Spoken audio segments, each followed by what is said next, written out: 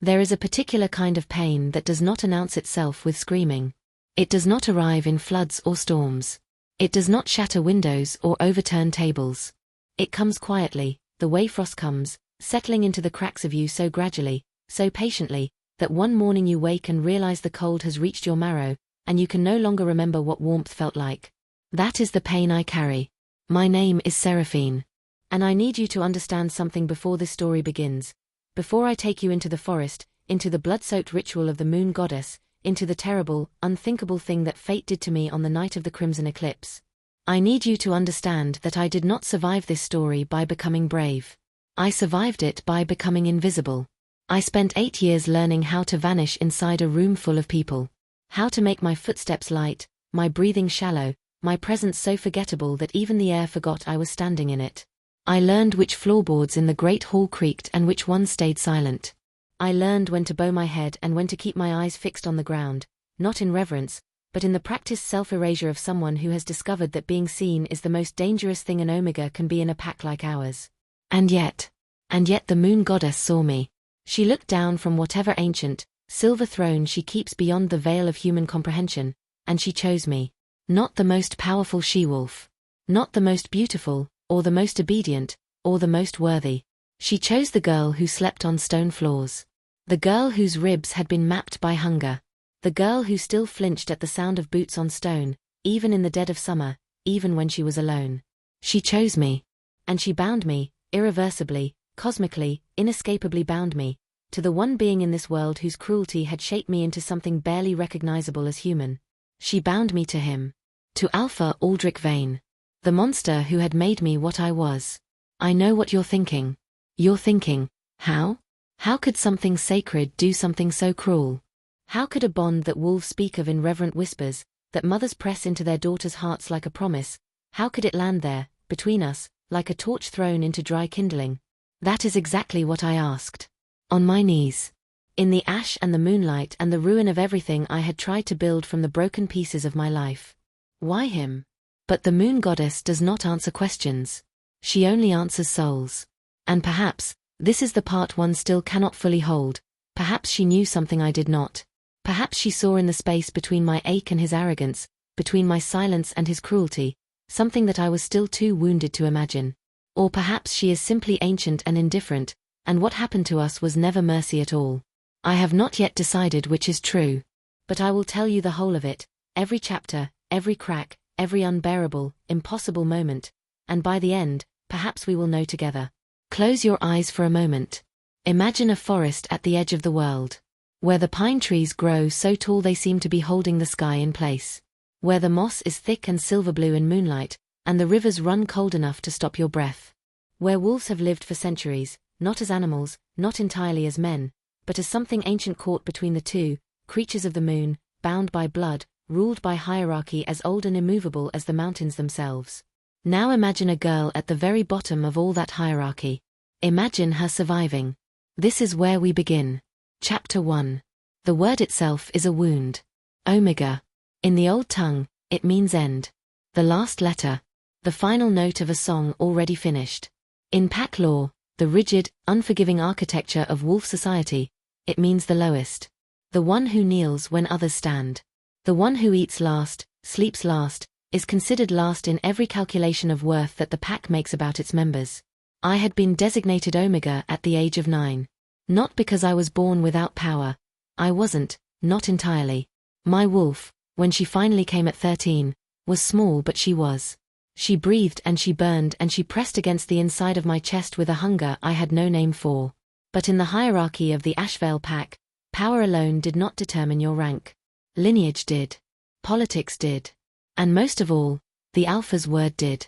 And Alpha Aldric Vane's word, handed down from his father before his ascension, had been absolute. The daughter of a traitor had no rank worth speaking of.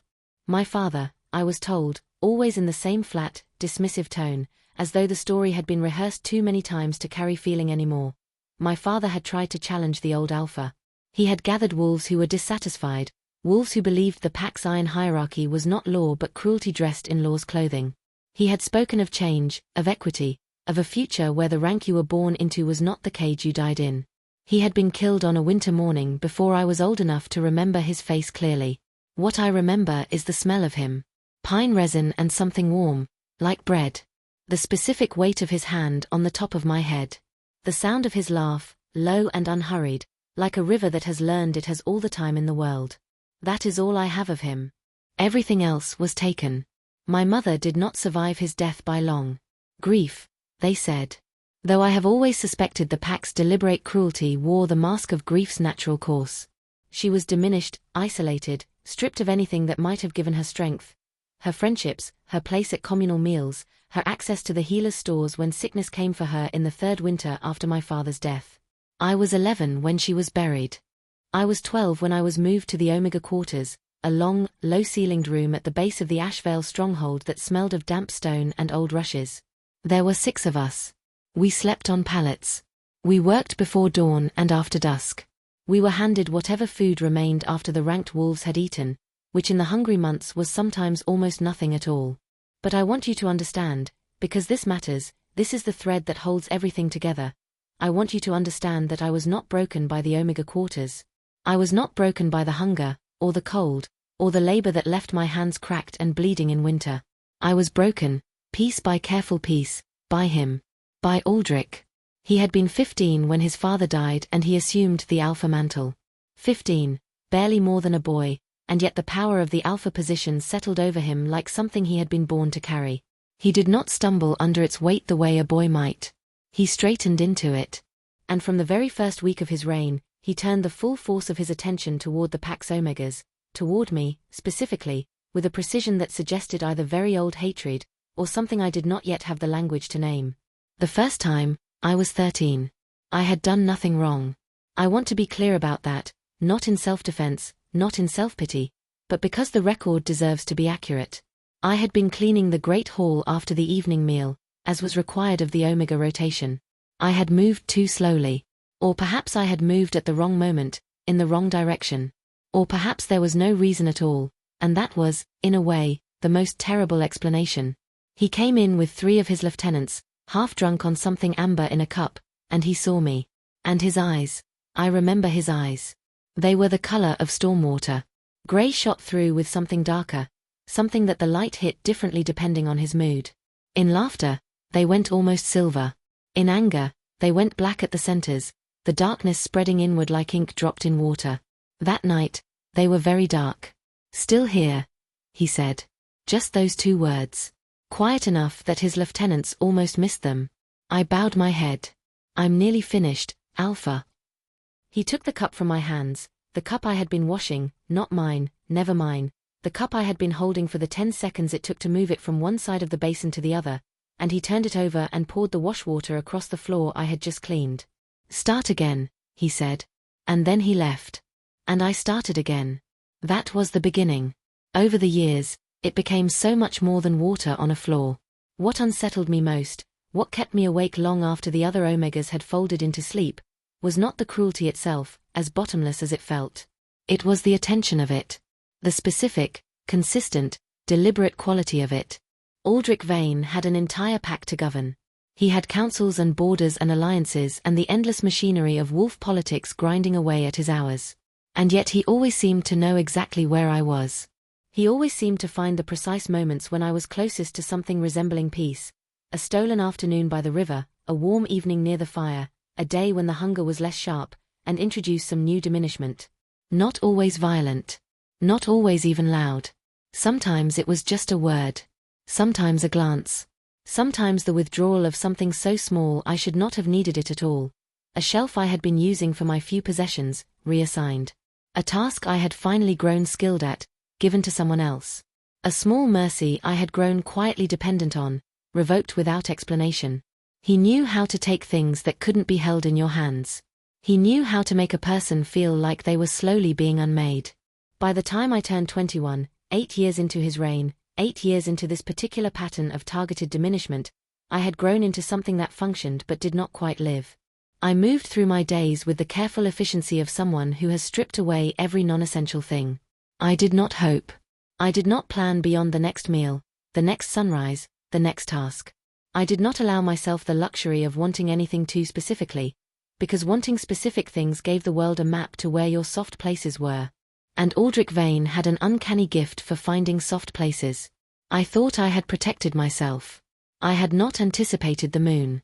I had not anticipated the night, 2 weeks from the telling of this story, when the Crimson Eclipse rose over the Ashvale forest, a celestial event that occurs only once every 100 years, when the moon passes through the Earth's shadow and emerges not pale and silver, but deep, deep red, like something that has bled itself empty and is still burning. I had not anticipated what the moon goddess does on such nights, what she claims, what she connects. And I had not, in all my careful, armored, frost-hardened preparation for every possible wound. I had not prepared for this. She has survived 8 years of targeted cruelty. She has learned to need nothing. But something is coming, and the very fact that she has stopped hoping is the reason it will destroy her. Chapter 2. Let me tell you about the night I stopped crying. Not the night I stopped feeling. That would come later, and it would be its own quiet catastrophe. No, I mean the specific, dateable, utterly ordinary Tuesday evening when I sat in the Omega quarters with a bruise forming along my left jaw from where I had been shoved into a stone doorframe, and I realized my eyes were dry. I had been waiting for the tears. Reaching for them, even, the way you reach for a familiar coat on a cold morning, expecting its weight and warmth. But they were not there. The well had simply run dry. Used up. Depleted. I was 16. I pressed my fingers gently against the bruise and I thought, not dramatically, not in the spiraling, world-ending way of despair, but in the flat, documentary tone of someone taking inventory. I think this is all I will be now. Not a prophecy. Not a resignation. Just an accounting. This is what Aldric Vane had made of me by my 16th year.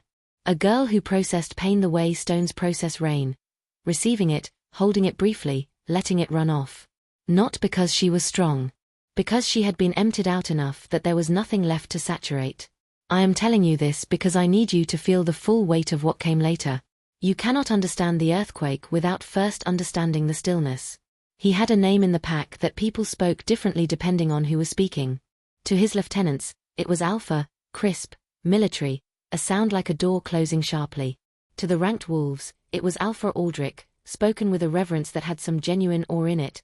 Because whatever else he was, Aldric Vane was powerful in ways that registered in the body before the mind.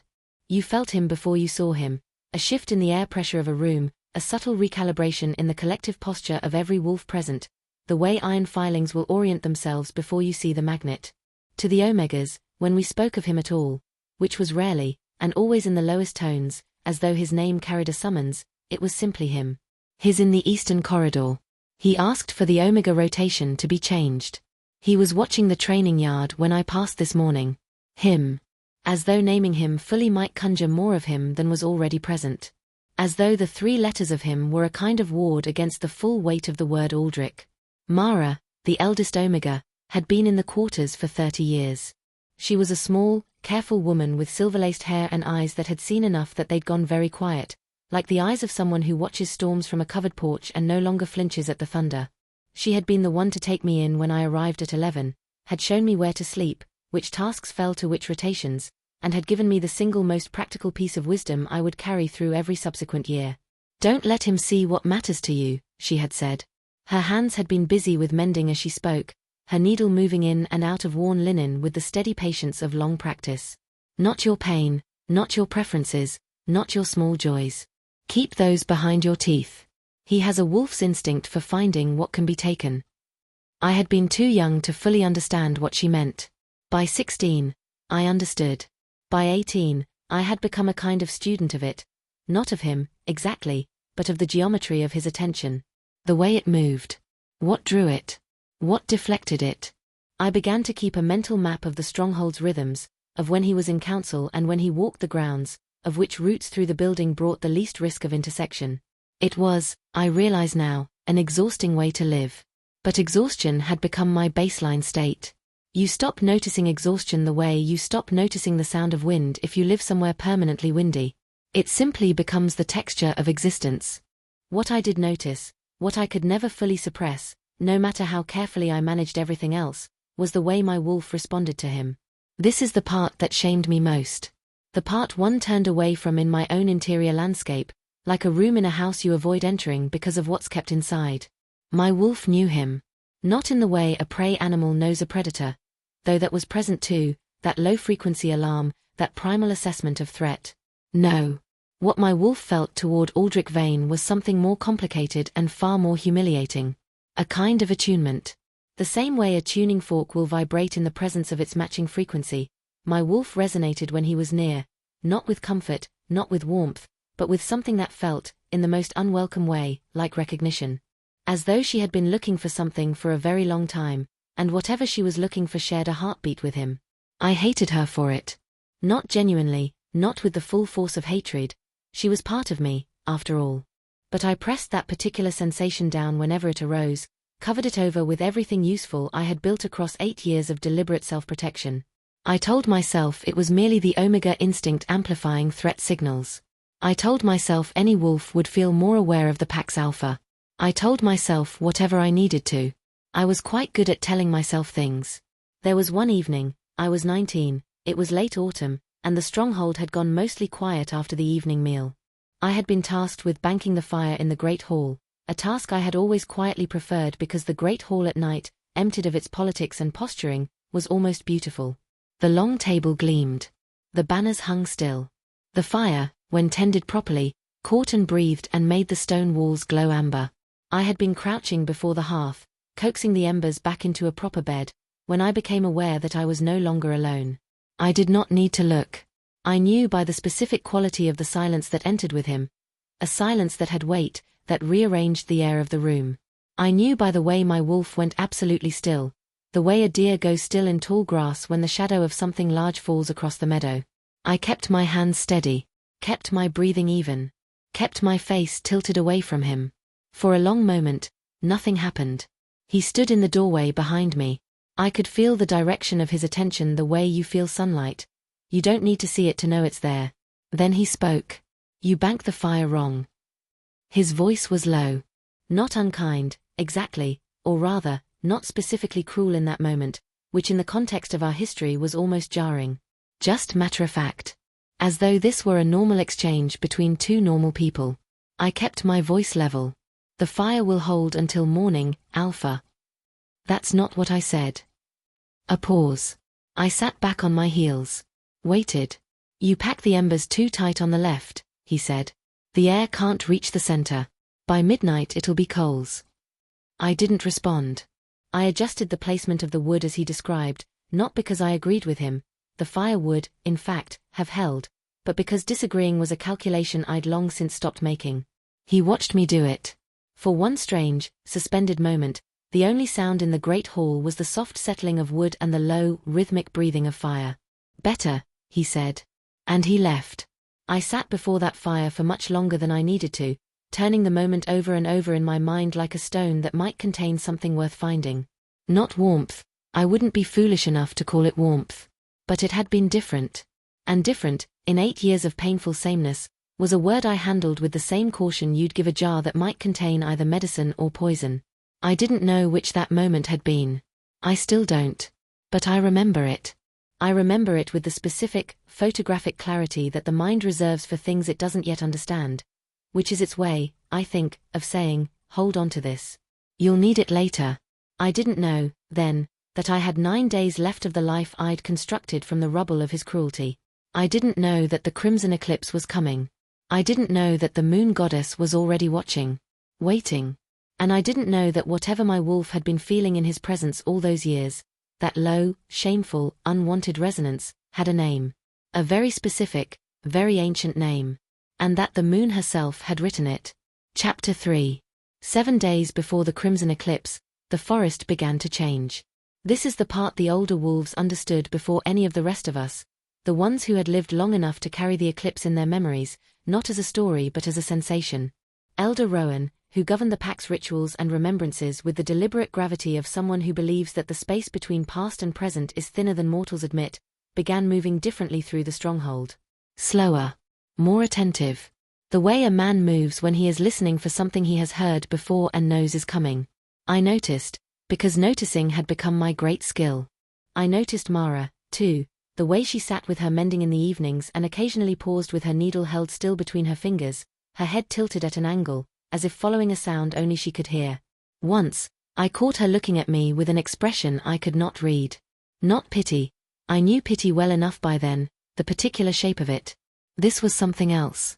Something closer to the expression you give someone who is standing on the edge of a thing they cannot see yet. What's coming? I asked her. It was rare for me to ask direct questions. I had learned to gather most of what I needed from observation. But her expression had unsettled me in a way I couldn't resolve by watching.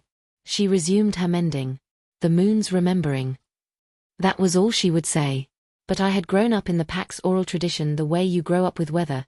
It was simply the environment of my formation, the atmosphere in which everything else took shape. I knew the legend of the Crimson Eclipse. I had known it since childhood, had learned it in the same breath as the pack histories, the founding myths, the stories of the moon goddess that wolves tell the way other peoples tell the stories of their gods, with reverence and a particular quality of fear that lives just beneath reverence, like cold water beneath a frozen surface. The Crimson Eclipse happened once a century. On that night, the moon goddess was said to reach through the veil, to enact, directly and without interference, the bonds she had determined. Not merely the normal mate bond, which occurred between wolves as a matter of cosmic arrangement, pairs drawn together over time, the pull gradual and recognizable. No. The eclipse bond was different. The eclipse bond was the goddess's hand, directly placed. An intervention. A correction, some said, as though the natural order had produced something that needed her to intercede. It created bonds between wolves who might never have found each other on their own. Wolves whose paths had been crossed by complication, or distance, or, and this was the piece of the legend I had absorbed without particular personal application, the piece that had never seemed relevant to me, wolves between whom something unresolved Saturday. Something weighty enough to require the goddess's specific attention. The eclipse bond was irrevocable. Once made, it could not be broken by anything in the mortal world. The only thing that could sever it was the death of one of the bonded pair. I had thought of it, over the years, the way you think of a legend, with the comfortable distance of something that happens to other people, in other centuries, in stories that begin long ago, when the mountains were young. I had not thought of it as something that could be mine. On the 5th day before the eclipse, I was sent to the eastern forest. This was not unusual. Omegas were regularly assigned tasks that took us into the woods, gathering, clearing, maintaining the boundary markers that wolves used to delineate the pack's territory. It was hard work and often solitary, and I had come, over the years, to value it above most of my other tasks precisely for that reason. In the forest, the hierarchy dissolved somewhat. There was no alpha to navigate, no ranked wolves constructing casual cruelties out of idle afternoons. There was only the work and the trees and the air that smelled of pine and cold water and the specific, clean smell of earth that has never been built on. I breathed differently in the forest. I walked differently. Less compact. Less self-erasing. My shoulders came down from where I habitually held them, high and braced. My stride opened up.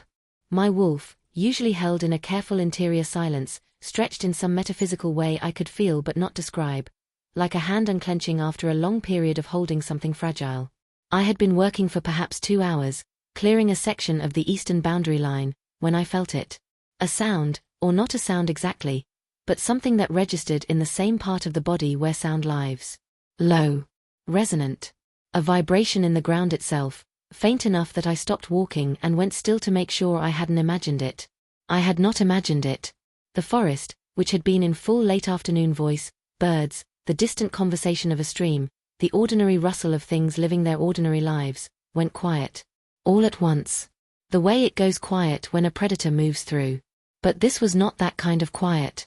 A predator's quiet is sharp, contracted, held breath silence. This was different, expansive, almost reverent. The silence of something making room. I turned slowly, one hand still resting against the bark of an old pine. The light in the clearing had changed. It was late afternoon, gold and slanted, the kind of light that makes the ordinary world look briefly sacred. But there was something in it now that had not been there before, a quality I had no precise word for. Watchful, perhaps. As though the light itself had become attentive. And then, from between 2 great oaks at the far edge of the clearing, a white deer stepped into the light. I have lived my whole life in the deep territories of the Ashvale forest. I have seen deer in every season and configuration, does with their quiet gravity, stags with their elaborate crowns, fawns on uncertain legs in the spring clearings. I know the forest's creatures the way you know the faces of people you share a home with. I had never seen anything like this. She was white in the way moonlight is white, not colorless, but luminous. Her antlers, which should not have been there on a doe, rose in the particular, branching geometry of old growth, each tine catching the afternoon light and holding it, as though made of something other than bone. Her eyes were silver. Not grey. Silver, metallic and deep, with a quality that made looking at them feel like looking at water in which something is reflected that isn't in the visible world above it. She looked at me. Directly, clearly, deliberately, the way an animal only looks at you when it is not afraid. My wolf went absolutely motionless. And then, and I know how this sounds, I know the rational mind's instinct to correct this into something explicable. Then the deer lowered her antlered head toward me, not in a grazing motion, not in an animal gesture at all, but in something that looked unmistakably like acknowledgement. Like a bow. And the sound, that low, resonant vibration, rose again, this time undeniably. I felt it in my sternum, in the cage of my ribs, in the specific territory where my wolf lived and pressed and waited. And then she was gone. Not fled, not the white flash and crashing through undergrowth of a startled deer. One moment she was there, brilliant and luminous and entirely real in the gold afternoon light. The next, the space between the oaks was empty and the forest sound was rising again, birds and water and the soft resume of the ordinary world. I stood in the clearing for a long time. My hand was trembling slightly against the pine bark. Not in fear, or not only in fear. In something that lived alongside fear and was somehow related to it but pointed in a different direction. The way awe and dread are related, the same family, the same fundamental shock of encountering something that is larger than your ordinary understanding of the world. I did not tell anyone what I had seen. Not Mara. Not any of the other Omegas.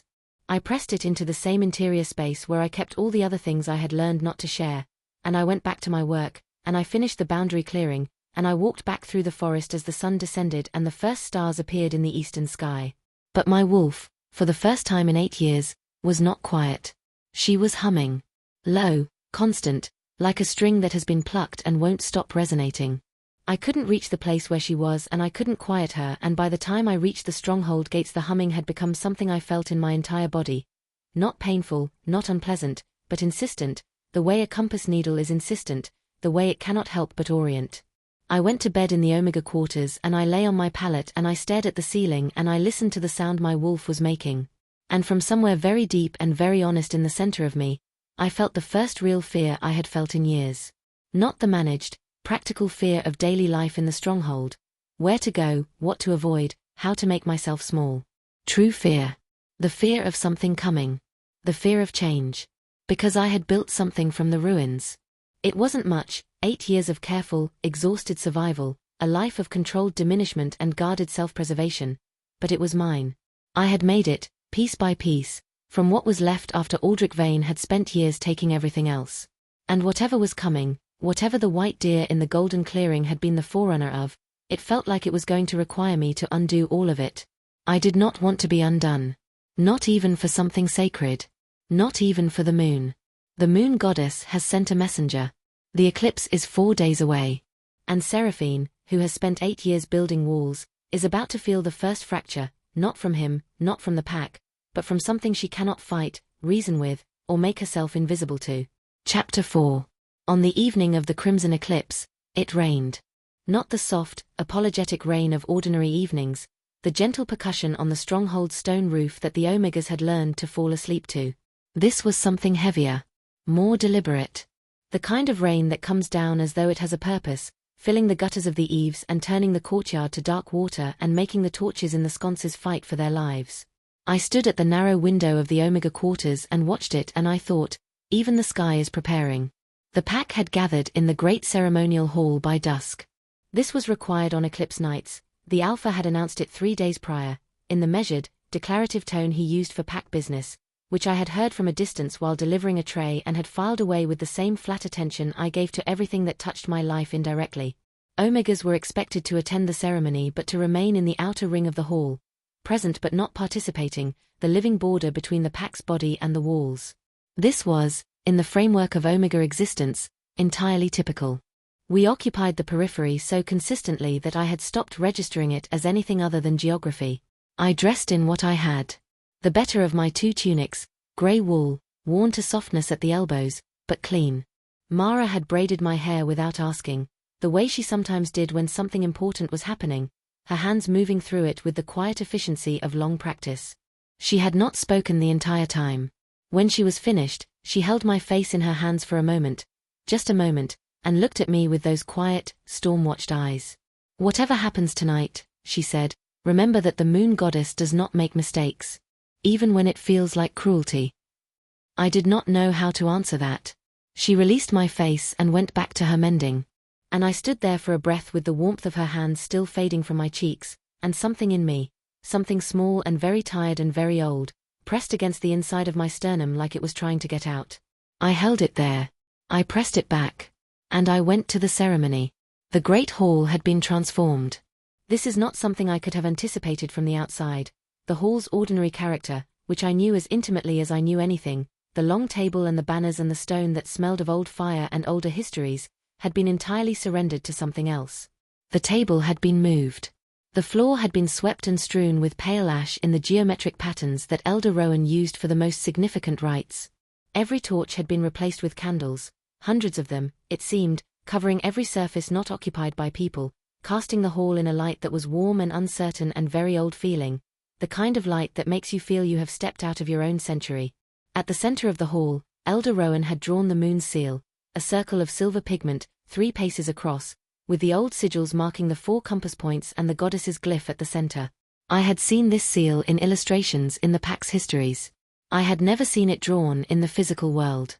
The pack had arranged itself in concentric rings around the seal, ranked wolves in the inner circles, lower ranked toward the outer edge, and omegas in the outermost ring, pressed against the hall's stone walls.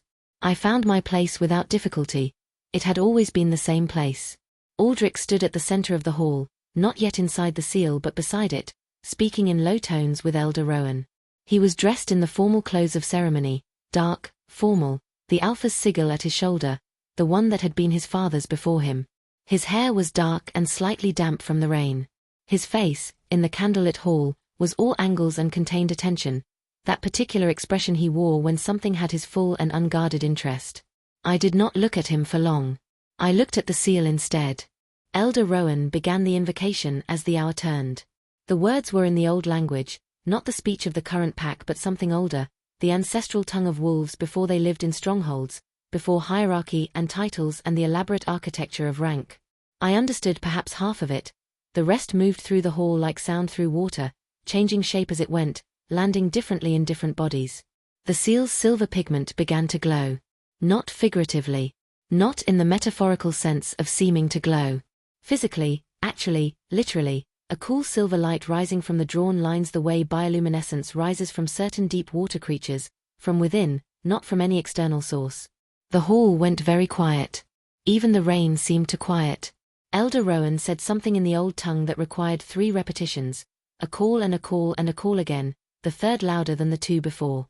And then he said, in the common speech, so that every wolf in the hall could understand. The moon goddess sees her children. On this night of the Crimson Eclipse, she reaches through the veil. She who has determined is determining. Those she has chosen will feel her hand. And then the light from the seal expanded.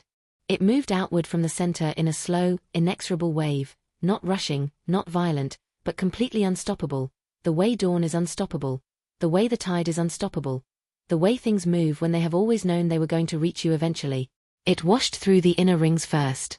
I watched wolves in the closer circles go still as it reached them, some exhaling sharply, some with eyes falling closed, some pressing hands to their chests.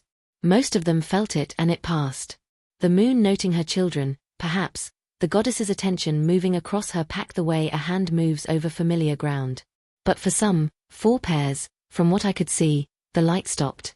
It stopped and intensified, pulling 2 wolves together across the hall with a visible, tangible force, a cord of light between them that pulsed and vibrated, and the hall broke into sound, gasps, low murmurs, someone crying softly, the sound of the pack witnessing the moon's work with the ancient, communal emotion of wolves who understand that this is not a small thing. I watched from the outer wall. I was glad for the wall at my back. The light continued its slow expansion. The inner rings, then the middle ranks, then the outer edge. I felt it approaching the way you feel the leading edge of weather, a change in pressure, a change in the quality of the air. My wolf, who had been humming since the forest clearing 5 days ago, went entirely silent. And then, entirely still. The light reached me. It reached me and it did not pass. It reached me and it stopped. And in that moment, I experienced something I have no adequate language for, even now, even after the years of distance that should have given me enough perspective to speak it cleanly. It was like every wall I had built, every careful, necessary, 8 years constructed wall of stone and ice and deliberate self-erasure, became, for one terrible second, completely transparent. Not broken. Not destroyed. Just transparent. As though the moon had said, I see through all of that. I see what is underneath. And then the light turned.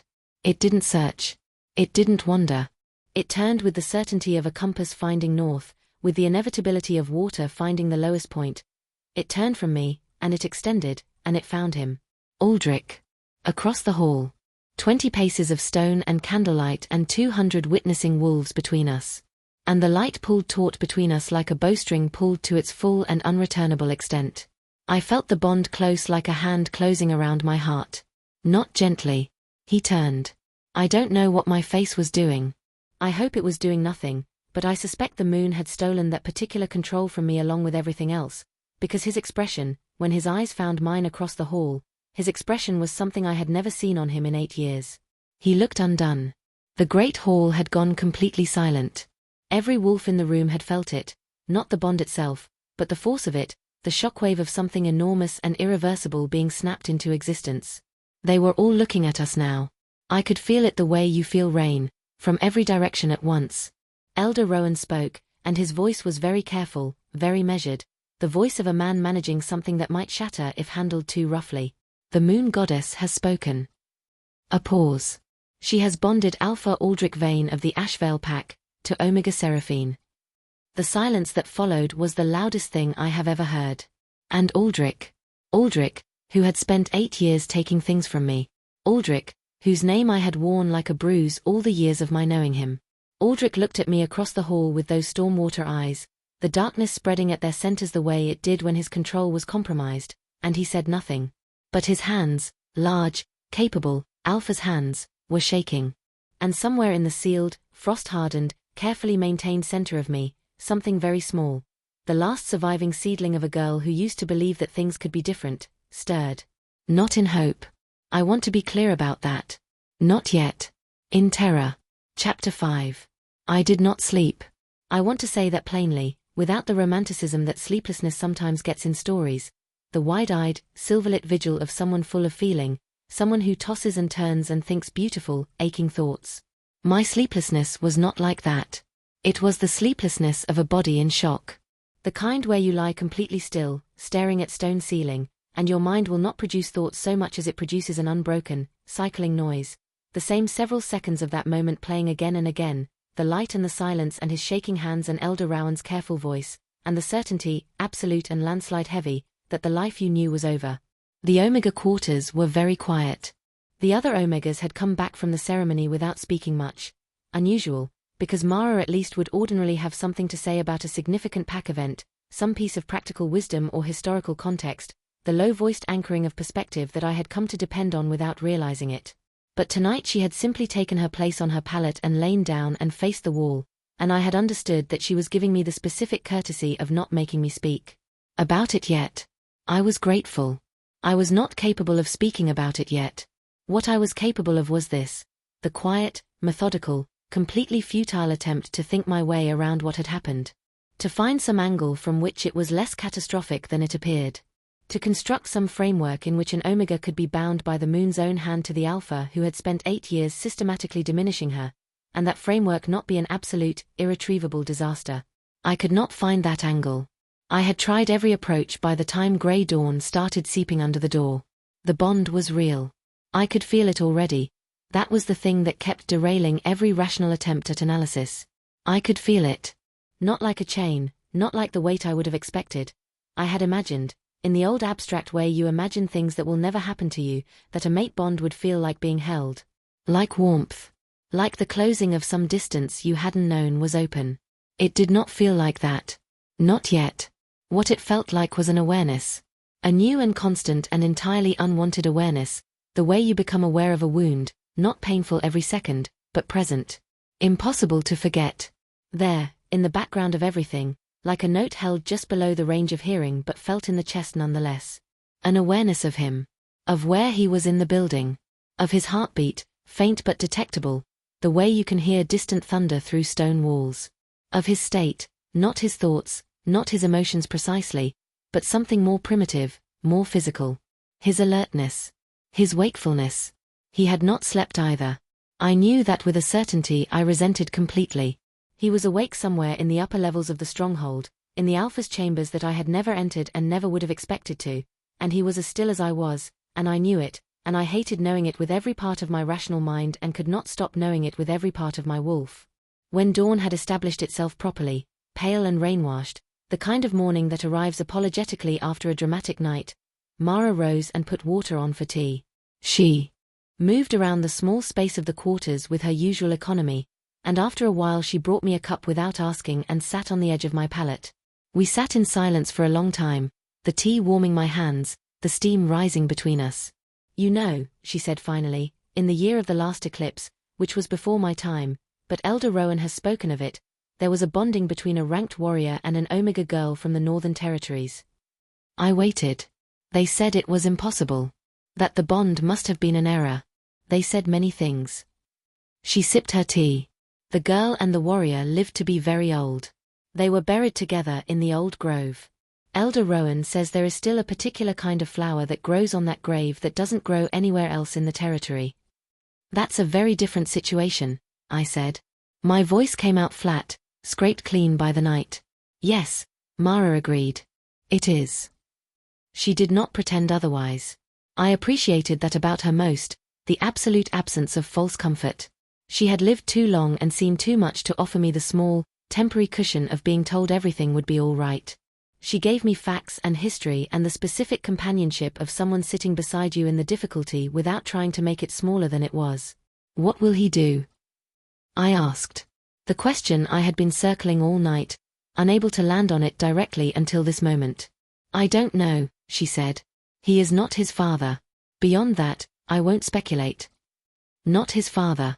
That was meant, I think, as a certain kind of reassurance. His father had been a brutal and straightforward man, his cruelties wore no particular mask, did not bother with the slow, targeted precision that Aldric had refined into something almost systematic.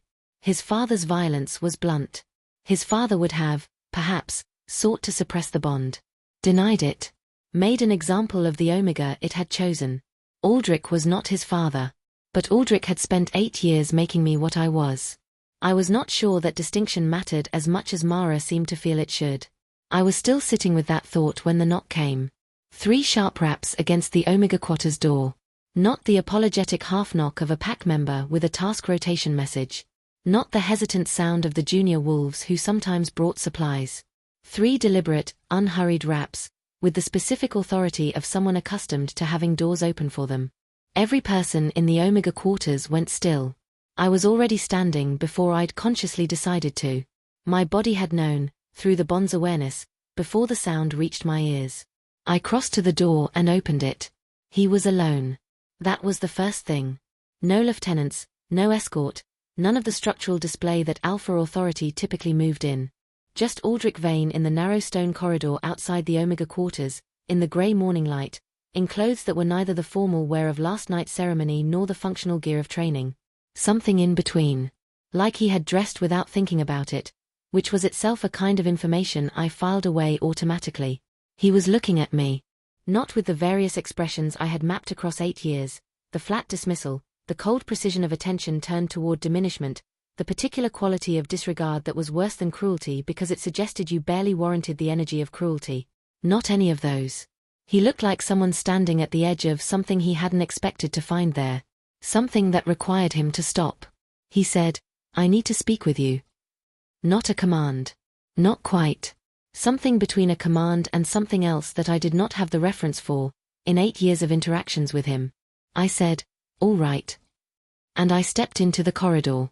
The bond, which had been a background hum all night, intensified at the reduced distance between us, a physical shift, like the difference between hearing music from the next room and hearing it from inside the room itself.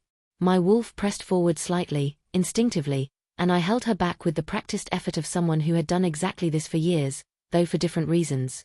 He looked, for a moment, as though he felt the same pull and the same resistance. We walked. Not together, exactly, not side by side in any comfortable or familiar sense.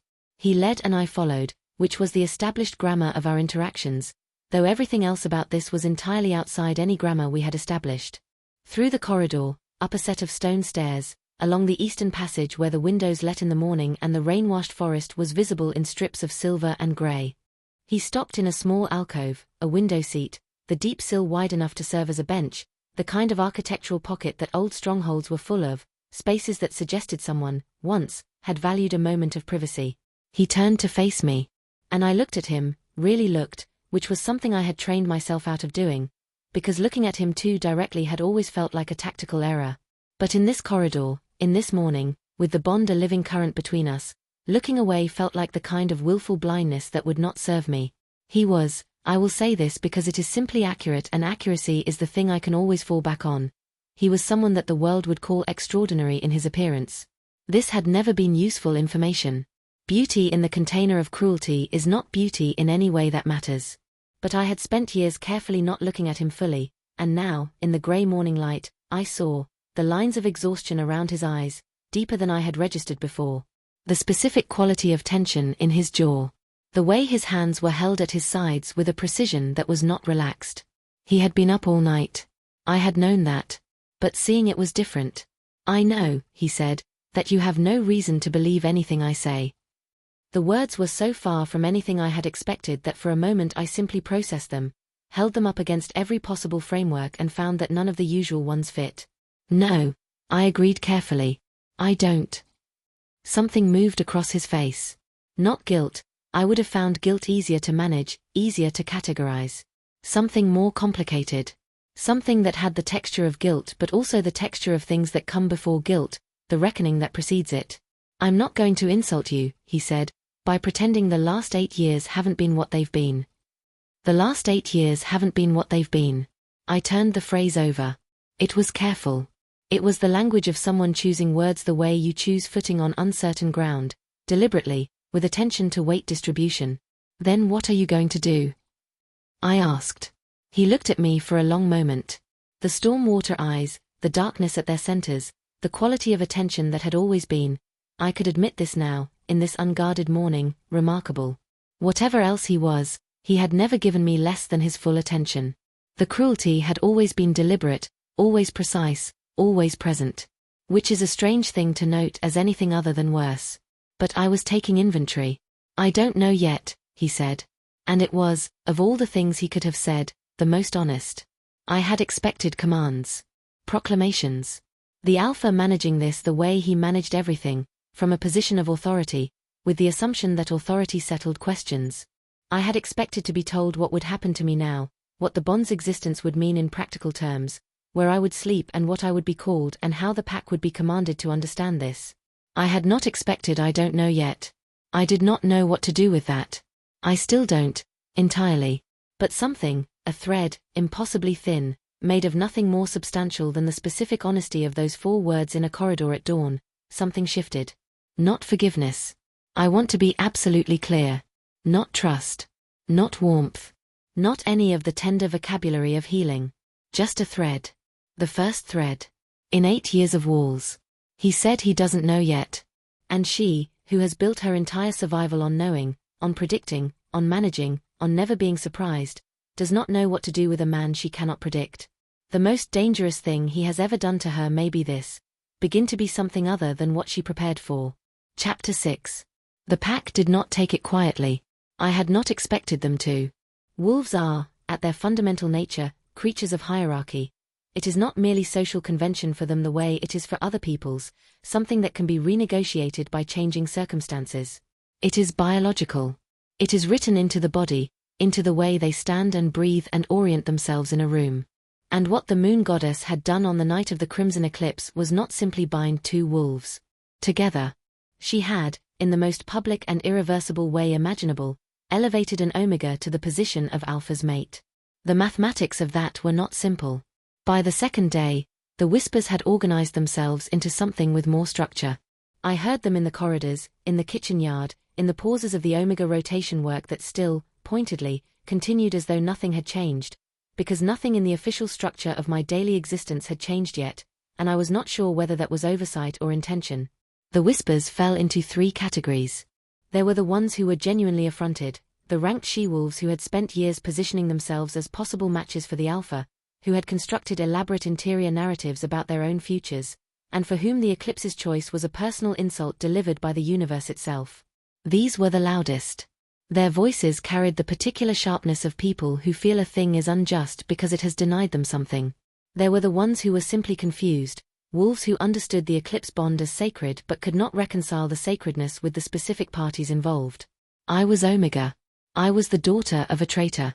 I had been, by the explicit and continued practice of 8 years, the lowest-ranked member of the pack in everything but name. That the moon goddess would choose this vessel for the Alpha's bond suggested either a profound mystery in the goddess's reasoning or an error in Elder Rowan's reading of the rite. Some clearly preferred the second explanation. And then there were the ones who said nothing, who looked at me in the corridors with an expression I had not had directed at me since childhood. Something careful. Reassessing. The look of people who are running calculations. I found this last category the most unsettling. Aldric had issued no formal declaration. By the third day, this itself became notable.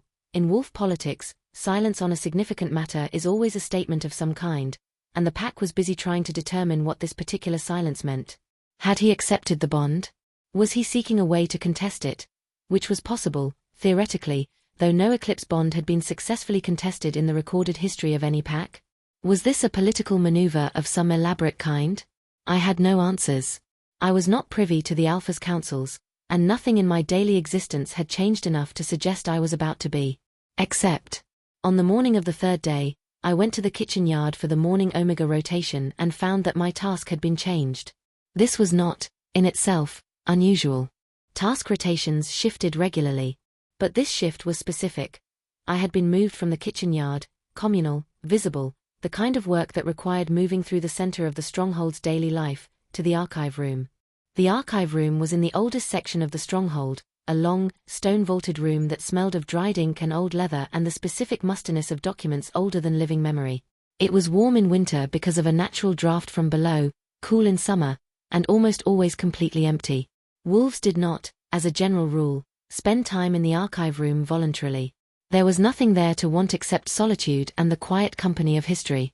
Someone had moved me to the safest, most isolated room in the stronghold. I stood in the doorway and looked at the long shelves of ledgers and scrolls and thought about that for a long moment. Then I went in and I began the cataloging work that had been assigned, and I did not allow myself to think too specifically about who had changed the rotation or why, because that path led somewhere I was not yet equipped to go. But Calla found me there by mid-morning. Calla was ranked, mid-tier, a lieutenant's daughter, with the particular social confidence of someone who had always been within the pack's comfortable middle ground. She was 3 years younger than me and had been, in the years of my Omega existence, occasionally cruel in the casual way of people who are not malicious so much as entirely indifferent to the pain of those beneath them. Not a special cruelty. The easy, unconsidered cruelty of a person who has never had to count the cost of their words. She came in without knocking, there was no door to knock on, just a stone arch, and she stood in the entrance and looked at me with the expression of someone who has come to deliver something and is relishing the delivery. "The she-wolves are saying you must have done something," she said. "During the ritual. Interfered. Somehow. Made it land wrong." I kept my hands moving along the spine of a ledger. Lyrian says Omegas have been known to corrupt the seal's reading if they stand too close. That the light went to you because you were somehow in the way of where it was supposed to go. Does Lyrian understand how the Eclipse seal works? I said, keeping my voice entirely level. Lyrian says. Lyrian, I said, has never spoken to Elder Rowan for longer than it takes to receive a ritual date. I have spent 6 years maintaining the archive of pack rites. I know exactly how the Eclipse seal reads a bond, and it cannot be corrupted by proximity. A pause. Calla looked at me, and I realized, with a slight, distant surprise, that something in me had spoken that without calculating whether it was safe to. Without managing the angle of it. I had simply answered. From the place in me that knew things and had always kept the knowing quiet. She left without another word. But she left differently than she had arrived, with less of the relishing, and more of the reassessing. I went back to the ledgers. My hands were steady. The slight surprise faded. And in its place was something I turned over carefully, trying to identify it. It took me until afternoon to find the word. Tired. Not the exhaustion I was used to, the bone-deep, 8 years accumulated exhaustion of someone who has been making herself smaller for as long as she can remember. A different quality of tired. The tired that comes when you have been holding a particular muscle in tension for so long that you can no longer remember holding it, and then something, briefly, accidentally, releases it. I was tired of being silent about the things I knew. That was new. That was dangerous. And it was, I suspect, the bond's doing, or the bond as instrument of the moon goddess's broader intention. Because the bond, I was discovering, did not work in only one direction. I felt his awareness, yes, the constant, low background knowledge of where he was and how he was. But the bond also seemed to be doing something to the interior architecture of me. Something that I could only describe as pressurizing. As though everything I had compressed and stored and sealed away was slowly, quietly, inexorably being asked to take up its actual space. I did not want it to take up its actual space. There was a reason I had compressed it. On the evening of the third day, he came to the archive room. He did not announce himself. He rarely did, in 8 years. His footsteps were quiet on the stone, the natural stealth of a powerful wolf who moved with the kind of ease that doesn't need to announce itself. But I felt him coming well before he arrived, the bond's awareness drawing him like a slow tide change, and I had already closed the ledger I was working on and placed my hands flat on the table and breathed 3 times before he appeared in the stone arch. He stopped in the doorway. He looked around the archive room, the shelves, the candles I'd lit as the afternoon light had faded, the careful stacks of ledgers I'd been sorting. Then he looked at me. "You've been here all day," he said. "Yes." I paused. Someone changed my rotation. A silence.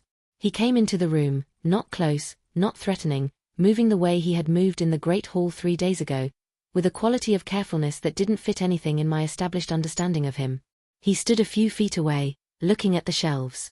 As though the archive room was the thing he'd come to see. "How long," he said, "have you maintained these records?" 6 years. "You know the pack's ritual history?" "Most of it." He picked up a slim volume from the nearest shelf and looked at its spine, not opening it, just reading the title I had written there in the small, precise hand I used for archival work. He set it back. "Calla came to you this morning," he said. I went still. I heard what she said. He paused. "And what you said?" I waited. "You were right," he said. "About the seal." The words landed in a space where I had no prepared response. I had many prepared responses for many categories of exchange with him. I did not have one for "you were right." I said nothing. He turned and looked at me fully, and the distance between us in the candlelit archive room felt like a kind of suspension. The pause between a question and the moment before an answer arrives. "I know," he said, "that the moving of your rotation looks like something. I want you to understand what it was." I met his eyes. "What was it?" "A choice," he said, "to put you somewhere safer. While the pack adjusts."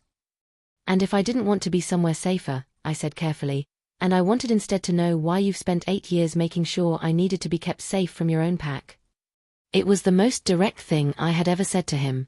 In 8 years. The silence that followed was very long. His jaw set. Something moved through those stormwater eyes, a weather system, complicated and fast-moving. I braced for the old response, the old cruelty, the corrective force that had always arrived when I had accidentally exceeded the invisible boundary. It did not come. Instead, he said, quietly, in a tone I had no reference for, a tone that seemed to cost him something, "That is a fair question." And then, before I could process that, before I could take the words apart and examine whether they were real or a new, more sophisticated kind of cruelty, he left.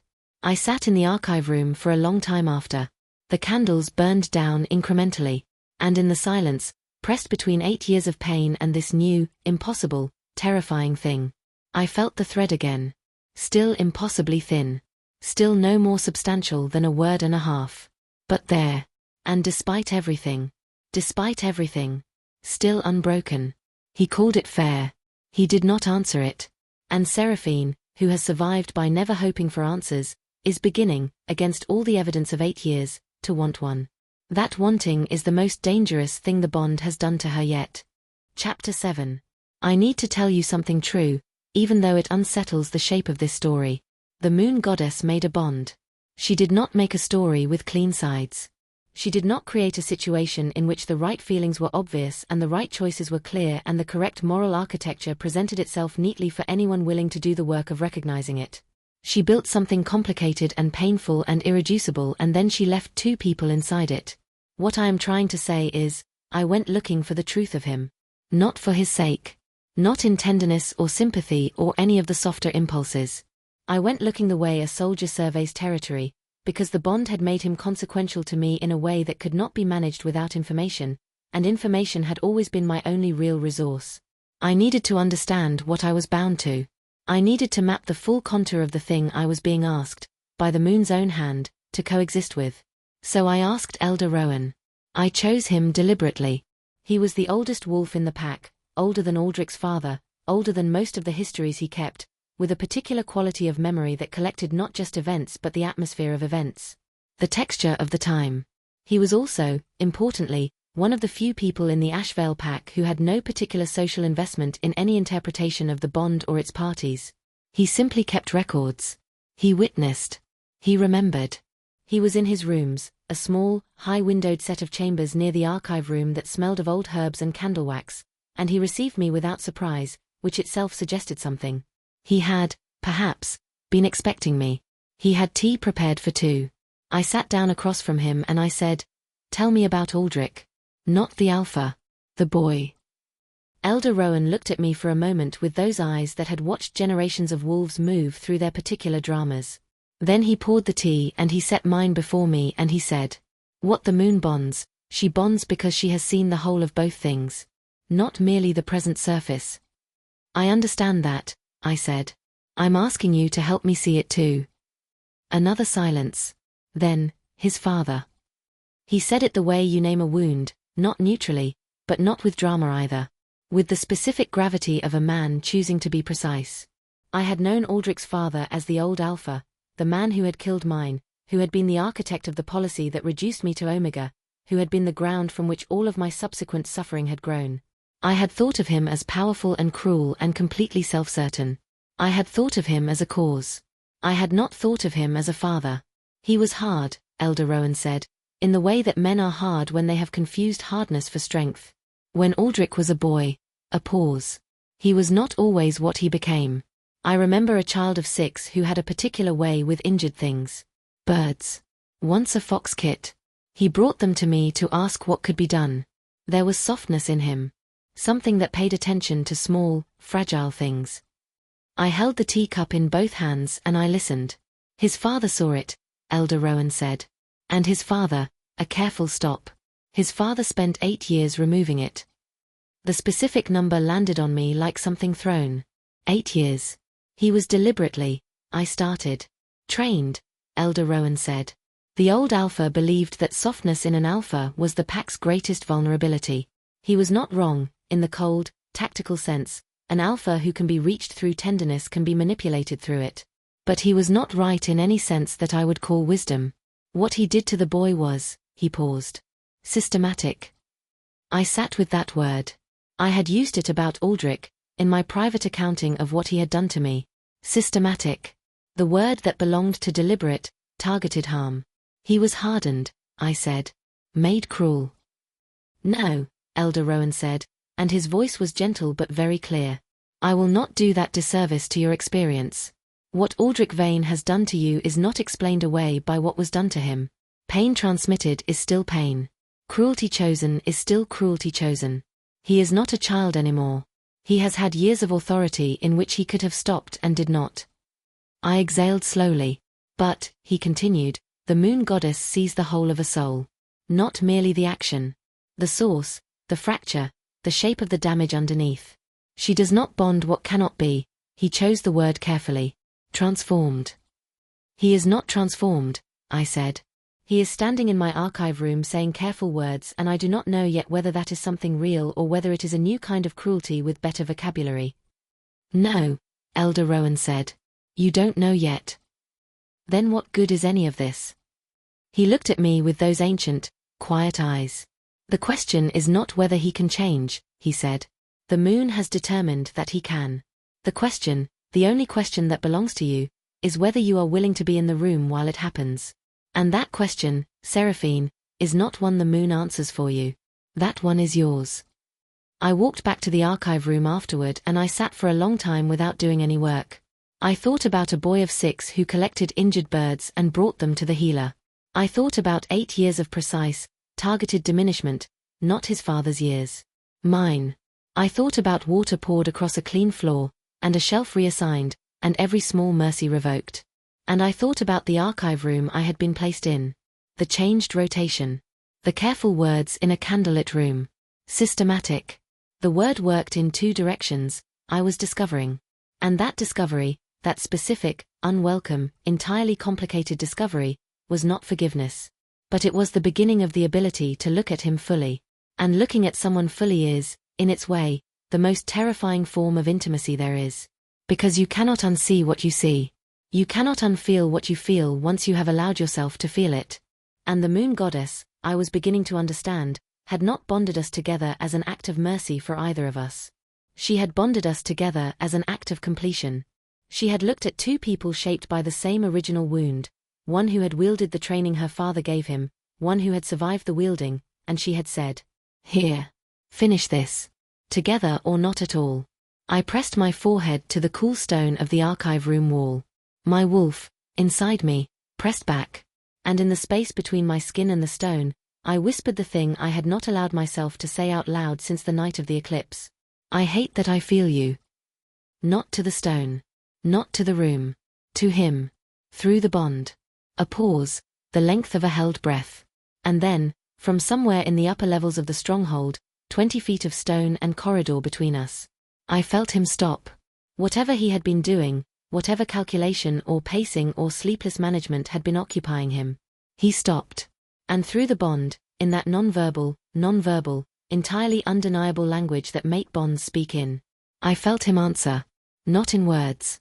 In the specific, shattering stillness of a person who has been named, suddenly, truly, and does not know how to carry it. She reached him through the bond without intending to. And something answered. Not cruelty. Not management. Something she has no established name for. Something that may be the first honest thing that has ever passed between them. And that honesty is more dangerous than anything he has ever done to her. Chapter 8. He came to the archive room again on the 7th morning after the eclipse. Not in the evening this time, not in the grey light uncertainty of morning, but in the full brightness of midday, which felt, in its way, like a statement. You do not have difficult conversations in full daylight unless you intend them to be real. Darkness gives ambiguity. Daylight takes it away. I heard him coming well before he arrived, the bond now more established, more fluent in its information, the way a new language becomes more navigable the more you are immersed in it. I had mostly stopped flinching at the awareness of him. It was still uncomfortable. It was still unwanted. But I had catalogued it into my daily existence with the same grim practicality I had applied to everything else. He came in and he sat down. This was new. He had always stood in the archive room, always moved or paused at its edges, never sat, never established himself as someone who intended to stay. He pulled a stool from its place against the far wall and set it across the work table from where I was sitting, and he sat down and he looked at me with those stormwater eyes and he said, "Ask me." I went still. "Whatever you want to ask," he said. "Ask it." I looked at him for a long time. I was aware of my own heart rate, slightly elevated, which I resented, and of the way the bond had gone very quiet, the way a room goes quiet when something significant is about to happen in it. "Why me?" I said. "Of all the people in this pack, of all the Omegas, of all the people you could have built 8 years of specific cruelty toward, why me?" The silence stretched. "Because," he said, and his voice was low, and it had something in it that sounded like the first stages of what it costs a person to be honest, "you were the one who made me feel something I didn't know how to manage." I did not speak. "You were 11, he said. "When you came to the Omega quarters. I was 15 and I had just taken the Alpha mantle, and my father's entire philosophy of leadership was living in my body like something I'd eaten that I couldn't purge. I believed what he had taught me. I believed softness was a liability. I believed that what I felt." He stopped. Started again. "I would see you in the corridors. Working. Quiet. You never asked for anything. You never complained, never appealed, never. You just kept going. And every time I saw you, something in me, he exhaled. My wolf knew. He always knew. Even then. Even at 15. He pressed against the recognition and I didn't have any framework for it. I had been taught that what I felt was weakness. That the bond impulse was something you could suppress if you were strong enough. My father had done it. He said he had done it. He said that alphas were not beholden to the moon's choices. I was watching his face. Not strategically. Just watching. So I did the thing he taught me to do with anything that made me feel too much, he said. I made it go away. I thought if I made you, if the feeling was surrounded by enough of the other thing, if I could make you small enough, in my own perception. You tried to make me feel small enough that you wouldn't feel anything about me, I said. The words were very quiet. His jaw was rigid. Yes. The archive room was absolutely still. I had thought, sometimes, in the dark hours of sleeplessness, about what the reason might be.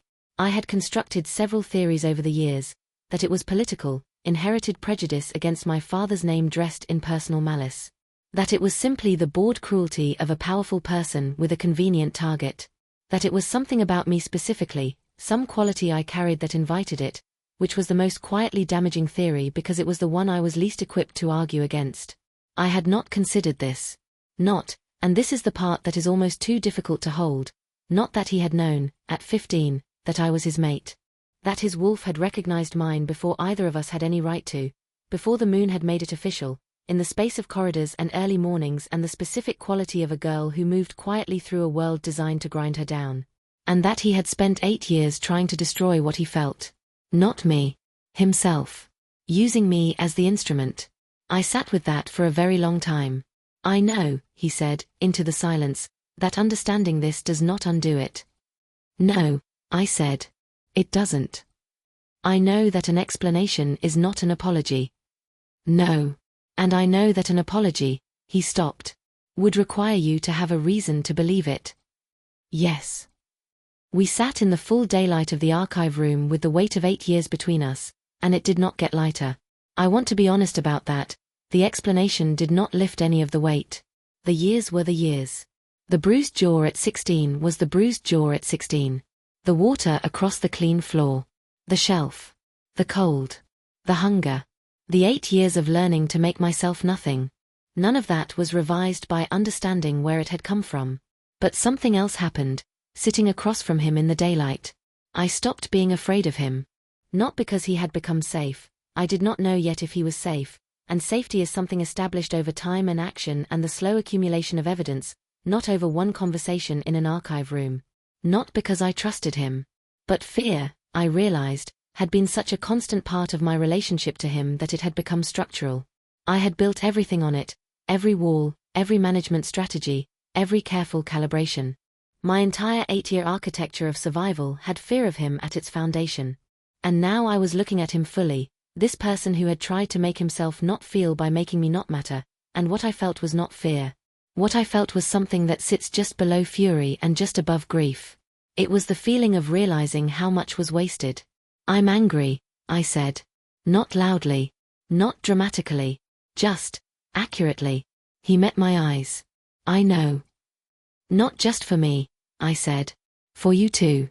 Because whatever your father taught you, whatever he constructed in you, that was also cruelty. And you have been living in it for just as long. And I am furious that the moon goddess looked at 2 people in the wreckage of the same pattern of harm and said, my voice was very careful, very controlled. Said, here.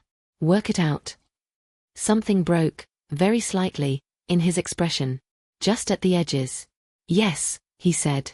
That is not a love story, I said. That is a wound. Yes, he said again. And I don't know yet, I said, whether wounds can become anything else. I don't know if I am capable of that. I don't know if you are. And I need you to understand that I am not. I am not going to pretend to know. I am not going to perform healing because the bond requires it or because the pack is watching or because it would be easier for both of us if I simply. Seraphine. My name. In his mouth. For the first time. Not Omega. Not the wordless pointed look. Not the elaborate, devastating grammar of 8 years of managed diminishment. My name. I don't want you to perform anything, he said. I want, he paused, and this pause was different from his earlier pauses. Rora. I want the chance to be something that earns what I destroyed. The words settled in the room. In the daylight. In the specific stillness of the archive where I had been cataloguing centuries of the pack's history, and two people sat in the middle of what might be either the beginning or the end of something that had no clear precedent. I looked at him. This was the first honest thing that had ever passed between us. Not the only thing that would need to pass between us. Not the resolution. Not the healing. Not the love, whatever that word would come to mean in the context of everything that had preceded it. But the first honest thing. And I, who had been surviving for 8 years on honesty with myself because that was the only honesty available to me, I recognized it. The way you recognize something real. Bone deep, without fanfare. Then show me, I said. Not forgiveness. Not trust. Then show me. 2 words that were neither a closed door nor an open one, but the first acknowledgement, in 8 years, that a door might exist. He left the archive room the same way he always left, quietly, with the Alpha's natural stealth, the quality of someone who has learned to move through the world without taking up more space than necessary, which I recognized now, with Elder Rowan's words fresh in my bones, as something else his father had taught him. The door between us had not opened. But for the first time in 8 years, I could see it.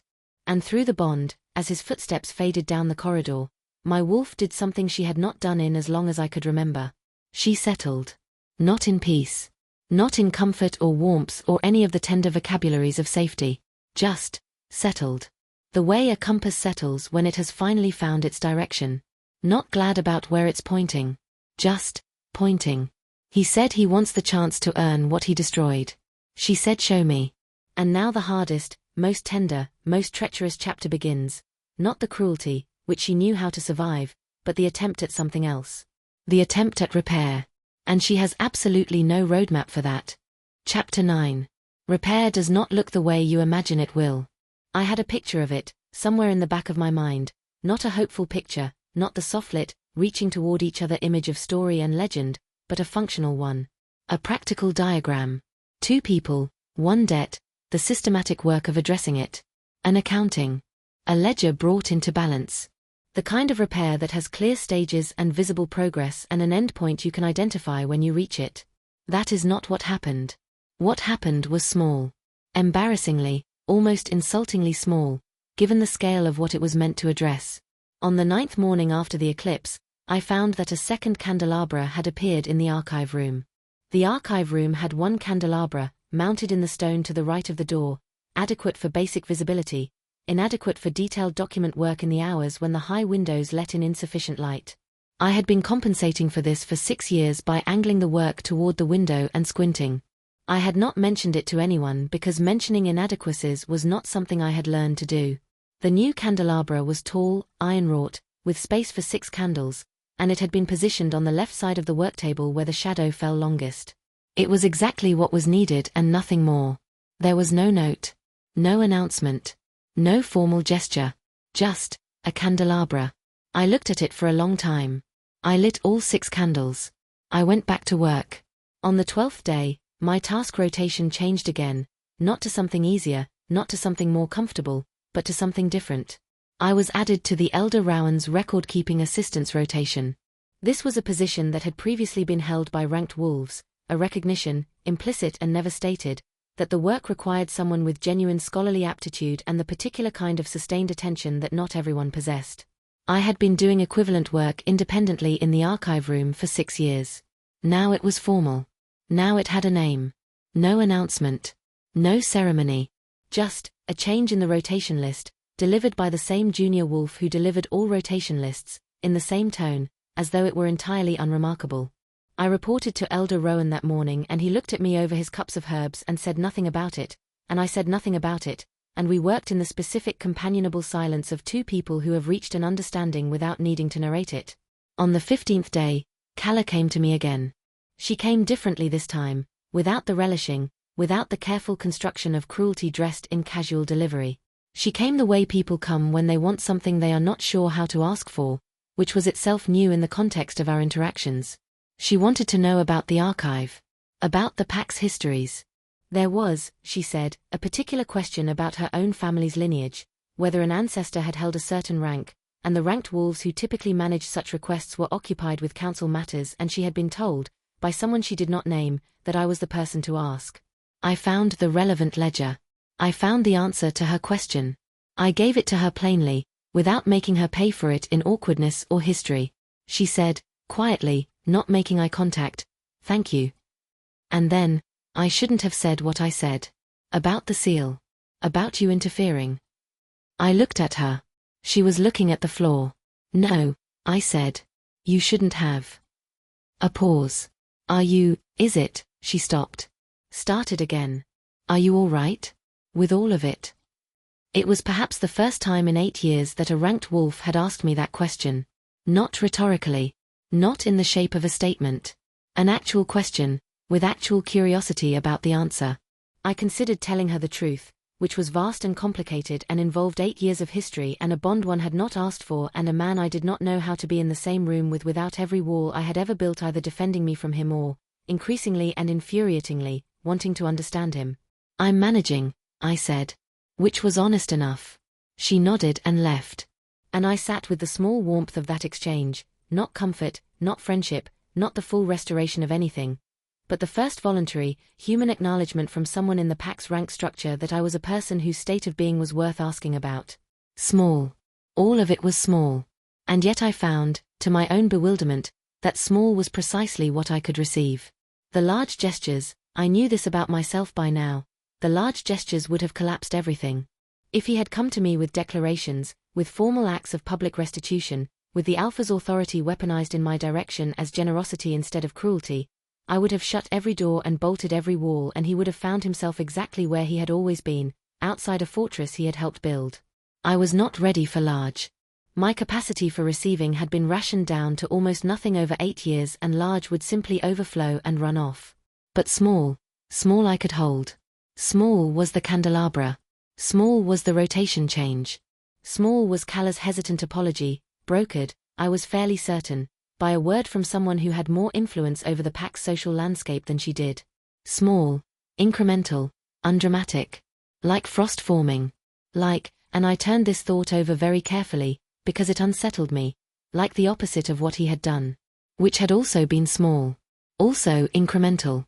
Also undramatic. The water on the floor. The reassigned shelf. The revoked mercy. He had dismantled me in the same register he was now attempting to rebuild me in, and I did not know whether that was deeply fitting or deeply suspicious or both simultaneously, which was where I kept landing. I was sitting with that thought, late on the 15th evening, when I heard him in the corridor. Not approaching the archive room. He was in the passage outside. I knew his pace now the way you know the rhythm of someone you live in close proximity to, the specific unhurried stride, the way he moved more slowly in the evenings than in the mornings. He was walking the eastern passage, which was a thing I had noticed he did occasionally in the late hours, particularly on nights when sleep wasn't coming. I did not know whether to acknowledge this. The bond was, as ever, providing information I had not requested. His alertness, his wakefulness, the quality of what I could only describe as the shape of his solitude, which was different from the shape of mine. Mine was interior, compressed, a solitude built inward. His moved. It paced. It was the solitude of someone who does not know how to be still with themselves. On an impulse I did not analyze, because analyzing it would have required me to make a decision about it, and I was not ready to decide. I opened the archive room's stone arch and stepped into the corridor. He stopped. We were perhaps 10 paces apart. The corridor was lit by a single torch, amber and wavering, the kind of light that belongs to night and honest things. We looked at each other. "I walk at night," he said. As though I needed the explanation. "I know," I said. A pause. "Why do you walk at night?" I asked. Something shifted in his expression. A small surprise. Not that I had asked, or perhaps partly that, since I had not, in 8 years, asked him anything voluntary, but also the question itself. The specific curiosity of it. "I don't sleep well," he said. "Since when?" A longer pause. "Since I was 15. I let that settle. "You didn't sleep well before the eclipse either," I said. "No. So the bond didn't cause it?" "No. He looked at the torch rather than at me, for a moment. "It's different now," Before, the not sleeping had a quality of avoidance, running from something. Now it feels more like reckoning, I said. His eyes came back to me. Yes. We stood in the torchlit corridor at whatever hour of the night this was, and neither of us said anything for a while, and the silence between us was not the silence of the last 8 years, the charged, weaponized silence, the silence full of power differential and managed threat. This silence was quieter, more mutual. You can walk in here, I said, gesturing back toward the archive room. If you want. If the corridor is too, I didn't finish. Too alone, I had almost said. Too much like the pacing of avoidance. He came in. We did not talk much. He looked at the shelves and I returned to the ledger I had been working on, and the candles burned and the night advanced in the way nights do in old stone buildings. Slowly, completely, like something settling into itself. When he left, an hour or more later, he said, I like the second candelabra. I kept my eyes on the ledger. It's functional. Yes, he said. That's why. And he left. And I sat in the candlelight of a room that had held us both without catastrophe, and I thought, functional. Yes. Perhaps that is where you begin. Not with love. Not with forgiveness. Not with the grand restoration of all that was destroyed. With functional. With 2 people in a room, and candlelight, and the long, patient, terrifying work of learning to be honest inside the same walls. Something is growing in the archive room. Not tenderness, not yet. But the absence of cruelty, which in the context of everything that preceded it, is itself a kind of miracle. And the pack is watching. And what the pack is watching is beginning to change what the pack believes is possible. Chapter 10. The bond deepened on the 23rd day. I know the exact day because I had been counting, not in hope, not with the particular anticipation of someone marking the approach of something good, but with the same practical, metronomic attention I gave to all significant variables in my environment. The bond was a variable. Its behavior was data. I was tracking it. I was doing so partly because the physical intensification of a mate bond follows a documented progression, one I had read about in the archive room's collection of ritual texts, described in the dry, careful language of wolves who had studied these things from the outside, and partly because I had learned that the bond had consequences I needed to monitor. The closer it drew, the more permeable the boundary between his interior state and my awareness of it became. And permeability was, in the context of my psychological history, something I needed to manage with considerable care. The documented progression described several stages. The first stage, awareness, I had entered on the night of the eclipse itself. The constant, low-frequency consciousness of the other person's location, heartbeat, wakefulness. The second stage, resonance, was deeper. It arrived the way weather arrives when a front moves through, not gradually but in a threshold crossing, a before and an after. I went to sleep on the 22nd night in the first stage and woke on the 23rd morning in the second, and the difference was so stark that I lay still on my pallet for nearly an hour processing it before I could move. Resonance meant I felt him emotionally. Not his thoughts, the texts were careful to distinguish. Not his interior monologue, not his specific memories or reasoning or private consciousness. But the emotional weather of him, the quality of his state, the texture of what he was carrying in any given moment, as unmistakable as light through a window, as unignorable as a change in temperature. And what I felt, on that 23rd morning, the first morning of resonance, was grief. Not current grief, not the grief of that specific morning. Old grief. The grief that lives in the body when it has been carrying loss for long enough that it has stopped announcing itself and simply become part of the body's permanent weather. The kind of grief that does not cry or rage but simply inhabits. The grief of a boy who had been systematically dismantled and had not, in all the years since, been given either the permission or the vocabulary to acknowledge the loss. I lay on my pallet and I felt his grief in my chest, not as my own, not confused with mine, but unmistakably his, the specific frequency of it as distinct from mine as 2 different instruments playing in the same range, and I stared at the stone ceiling and I breathed. And for the first time since the eclipse, I cried. Not for myself. I had already spent the tears allocated to my own pain, used them up at 16 and had not found more since. But for him, for the boy in Elder Rowan's story who brought injured birds to be healed and who had been made, piece by careful piece, to stop, for that boy I found, to my own absolute astonishment, that there was water left. I pressed my hands over my eyes in the dark of the Omega quarters and I cried silently, the way I had always done everything, without taking up too much space, without disturbing anyone, the habit of invisibility so deep it operated even in the private act of grief, and when I was finished I lay still in the specific lightness that follows crying and I thought, I don't want to hate him. This was not the same as not hating him. I want to be precise. There was still fury, the 8 years of it, the justified, documented, fully warranted fury of a person who had been systematically harmed. That had not dissolved. It had not even softened, particularly. It was still there, intact, like a stone formation that weathers without disappearing. But beneath it, or perhaps alongside it, running parallel the way two rivers can run side by side, I felt the exhaustion of it. The weight of carrying hatred for 8 years. The amount of energy required to maintain it. And the specific, reluctant, entirely inconvenient awareness that energy was finite and I had been spending mine on a feeling that was costing more than it was giving back. I did not decide to forgive him. I decided to put the hatred down. Not permanently. Not irrevocably. Just, to set it at the side of the road for a while and walk without carrying it, and see how that felt. It felt, I will tell you, like setting down something very heavy. The pack's shift began in earnest around this time. I was not the only one in resonance stage. The 4 bonded pairs from the eclipse night were all, by various reports, in the same progression, and the pack, which had spent 3 weeks processing the shock of the bondings, was beginning to move from shock into something more active. Curiosity, in some quarters. In others, a new kind of resistance. The resistance centered, as it had from the beginning, on me.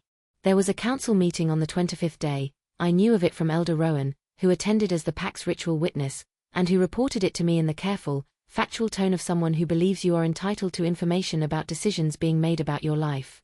3 ranked wolves had petitioned formally.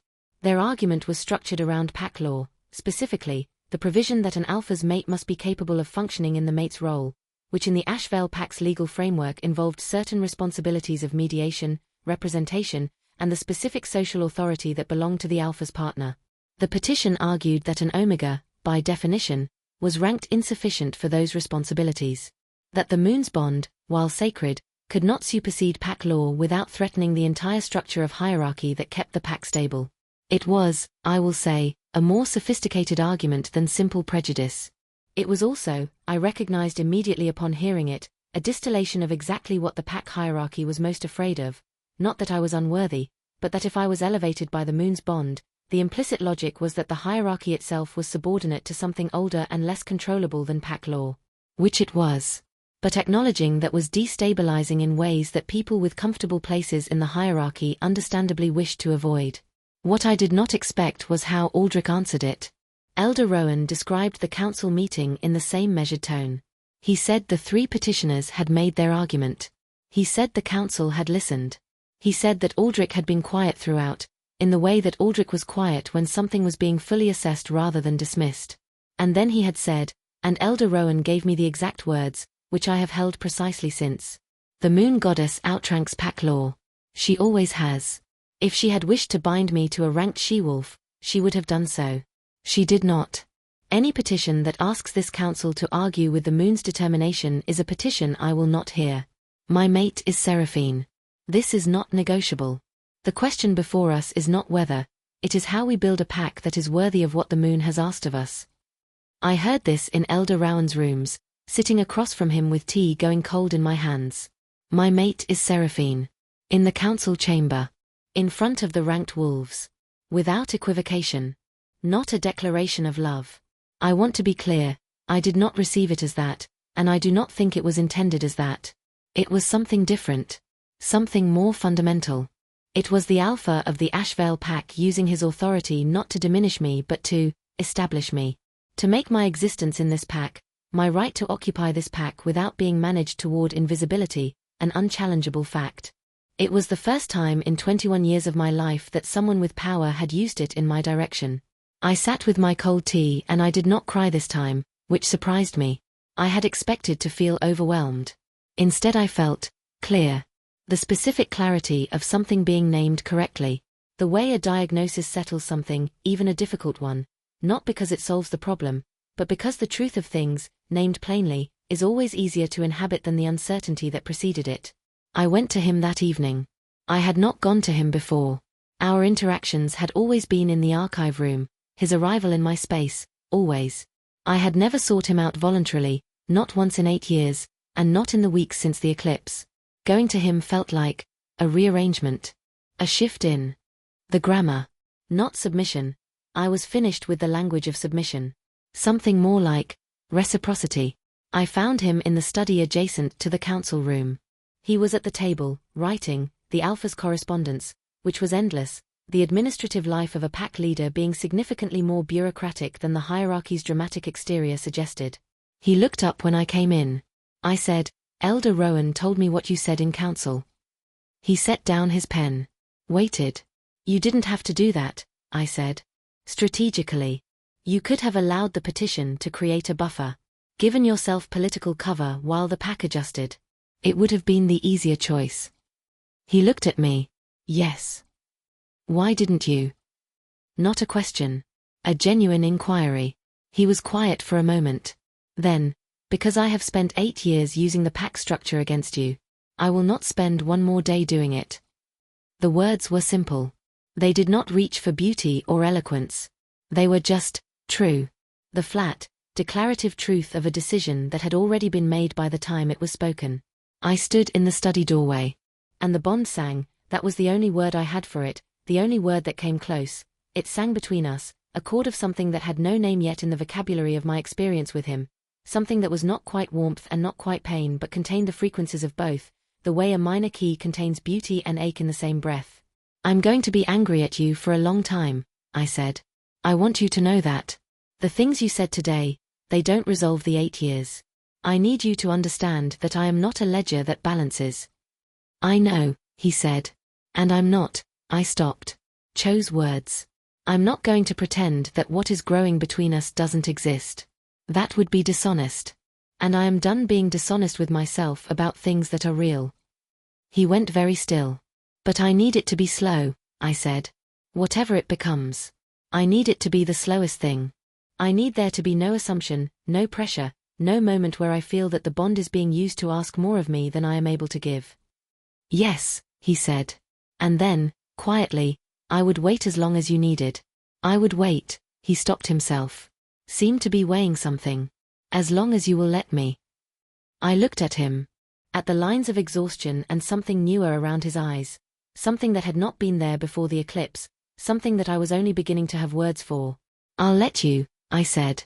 And then I walked back to the archive room, and I sat among the centuries of the pack's history, and I pressed both hands flat on the table and I let myself feel, fully, without managing, without compressing, the enormous, terrifying, undeniable truth. I was beginning to want him to succeed. Not for the moon. Not for the bond. Not for the pack or the politics or any of the structural reasons that surrounded us like scaffolding. For myself. I wanted, Seraphine, who had spent 8 years dismantled. I wanted the man in the study down the corridor to become someone worthy of the distance I had traveled to get here. That wanting was the most vulnerable thing I had felt in 21 years. And I let it breathe. Chapter 11. I should have known that the quiet would break. I should have known because I have lived long enough to understand that healing is not linear, that it does not proceed in the clean, forward movement of a river from source to sea, but in the jagged, backtracking, sometimes catastrophic pattern of something alive that encounters terrain. That it circles back. That it revisits.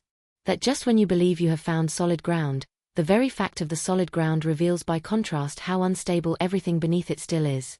I should have known. But the knowing would not have helped me when it came. It came on the 31st day after the eclipse.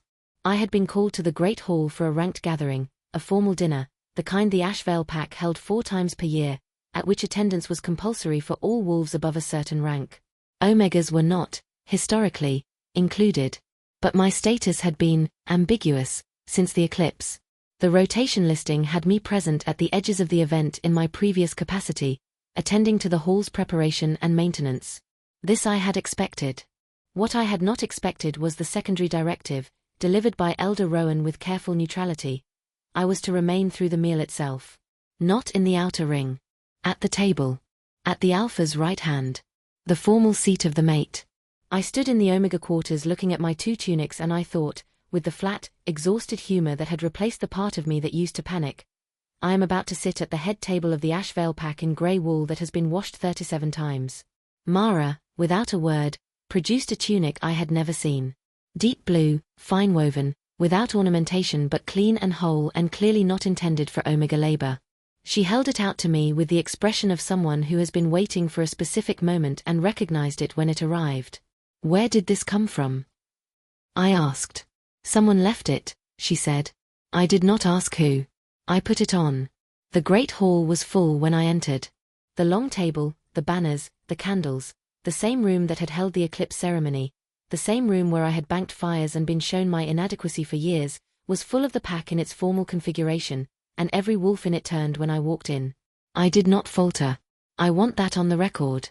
I walked the length of that hall in the specific, measured pace of someone who has learned to move through hostile attention without being altered by it, and I took the chair at Aldric's right hand, and I sat down. He was looking at me. Not managing me. Not appraising.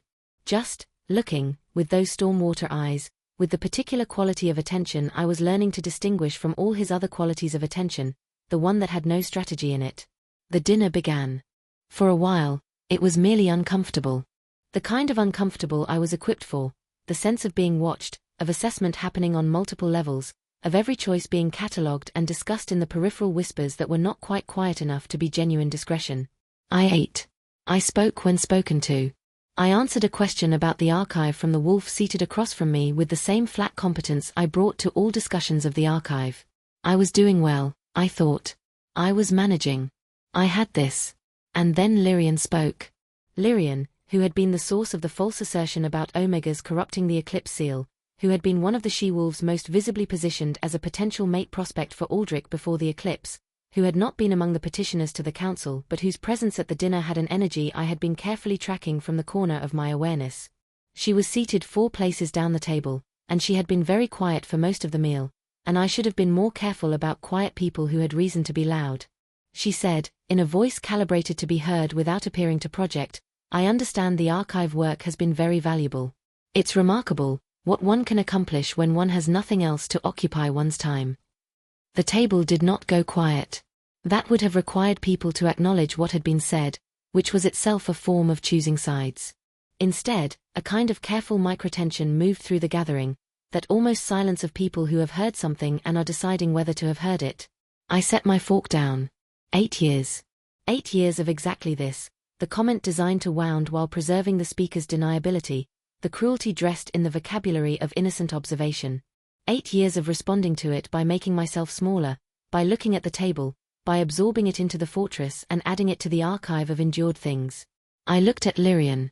"The archive," I said, "contains the complete record of this pack's ritual history, lineage documentation, territorial agreements, and every binding legal compact made by every Alpha for 400 years. It is not a repository for people with nothing else to do. It is the pack's memory. And yes, I have maintained it, alone, for 6 years. While also fulfilling a full Omega task rotation. So if the implication is that I am without occupation, I would suggest the implication is in error." The silence this time was real. Lyrian's face had done something, a quick recalibration, the expression of someone who aimed for a target and found the target had moved. "I meant no." "I know what you meant," I said. Quietly. "Without heat." The most devastating way to say the truth was without heat. I had learned that from years of being on the receiving end of cold precision. And I think you know that I know. So perhaps we can simply agree that this conversation has been concluded. I picked my fork back up. I was aware, without looking, of Aldric beside me. Aware through the bond of something that had sharpened in him, not anger exactly, but the quality of alertness that preceded action in him, that coiled readiness. I did not need him to act. I had handled it. But later, in the corridor after the dinner, when the hall had dispersed and the pack had separated back into its various streams of evening life, and I was moving toward the Omega quarters with the specific, very controlled energy of someone who has held a great deal together for several hours and is now approaching the limit, later, he found me. "Seraphine." I stopped. Turned. He was standing in the corridor with something in his expression that I had not seen before. Not the old expressions. Not the management, the dismissal, the cold precision of cruelty. Something exposed. Something that looked, and this was the part that undid me, when it arrived, something that looked like shame. "I'm sorry," he said. 2 words. But not the apology of policy, not the formal restitution of an Alpha managing a political situation. The words had a texture to them, rough-edged, like something spoken for the first time, like a word in a language that your mouth has to learn the shape of. "That should not have happened tonight," he said. "Not at my table. Not in my hall. I should have." "I handled it," I said. "You shouldn't have had to." "I have been handling things for 8 years," I said. "I know how to handle things." "That is not," he stopped. His hands were at his sides, and I could see, even in the corridor torchlight, that they were not entirely still. "That is not the point. The point is that I brought you into that room, into that seat, and I did not," he exhaled. "I did not think clearly enough about what I was asking you to walk into." The words were honest. The admission, that he had not thought clearly enough, that his action had had a cost he had not fully weighed, was honest. And something in me, the part that had been holding everything together through the dinner, through Lyrian, through the walk back, something in me cracked. Not catastrophically. Not in the way of walls coming down. Just a crack. The kind that lets light in. "She said something that sounded like what you used to say," I told him. My voice was very careful. Very controlled. Not the words. The architecture of it. The way you used to. I stopped. He went completely still. "It brought it back," I said. "All of it. The dinner was, it brought back 8 years in 40 seconds. The corridor was quiet. The bond, in resonance stage, was conveying everything neither of us was saying, the quality of his stillness, which was the stillness of someone being confronted with the full scope of a thing they have done, not in abstraction but in its specific, living consequence. The way Lyrian's words had echoed his words. The way the echo was something he had made possible. The architecture of it. He said, "I know." "I know you know," I said. "That's not." I was reaching for what I actually needed to say, which was underneath the surface of this exchange, which required more courage than the dinner had. "I'm not saying it to wound you. I'm saying it because I need you to understand that healing is not linear.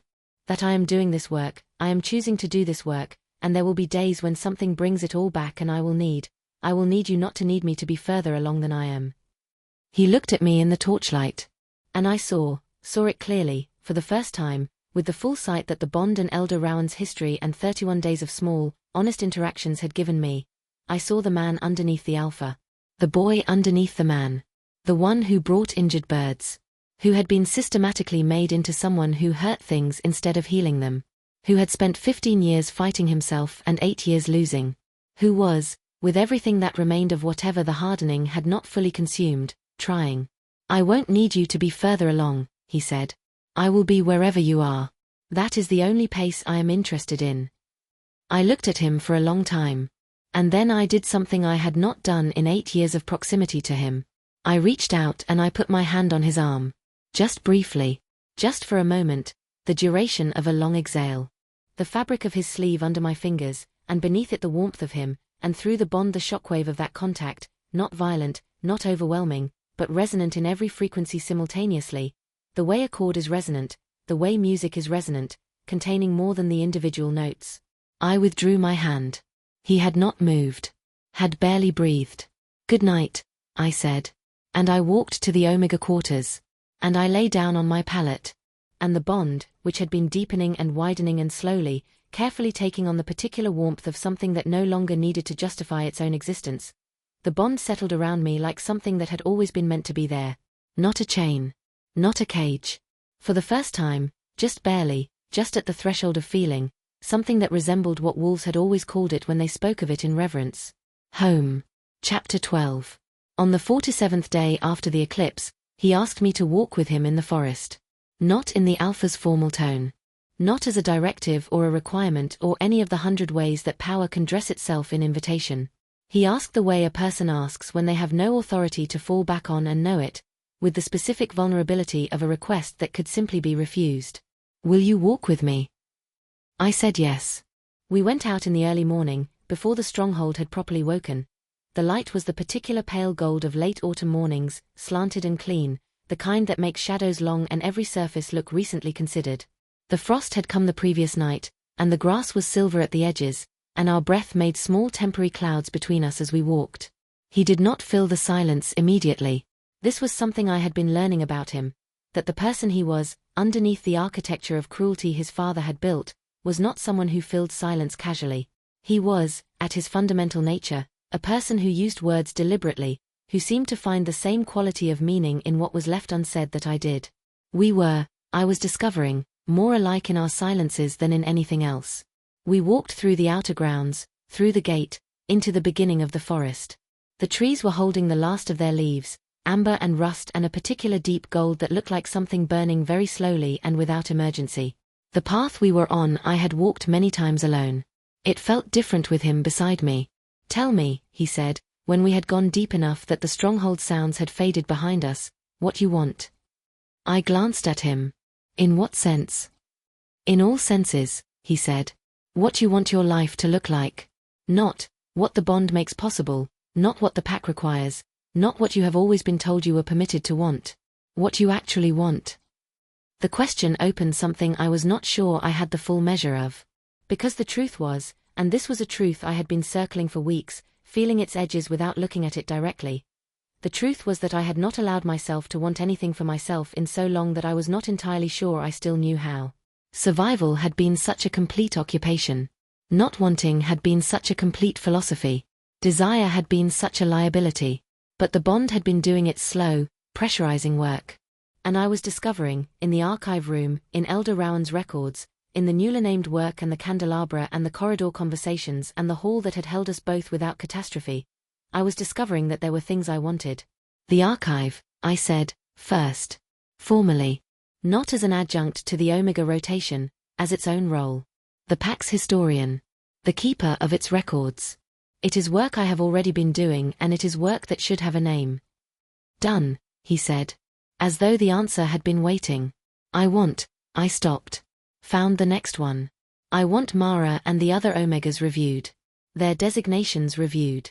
The Omega rank in this pack is used as punishment. It was. I thought about the archive room and the candelabra. The corridor conversations and the cold tea and the council chamber and my mate is Seraphine spoken without equivocation. I thought about 47 days of small, undramatic, entirely functional repair.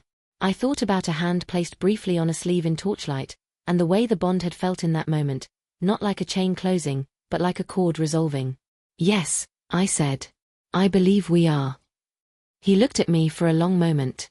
And then he did something he had not done before. He extended his hand. Not reaching for mine. Just, open. Extended. Offered. Without claiming. The gesture of someone who knows the difference between taking and giving, and who has made, in this forest on this frost morning, the choice to give. I looked at his hand. At those hands that I had counted as instruments of harm for 8 years. That were also, I now understood with the full, complicated, unresolvable complexity of real things, the hands of someone trying to become something other than what he had been made into. I took his hand. We walked through the gate of the Ashvale stronghold together.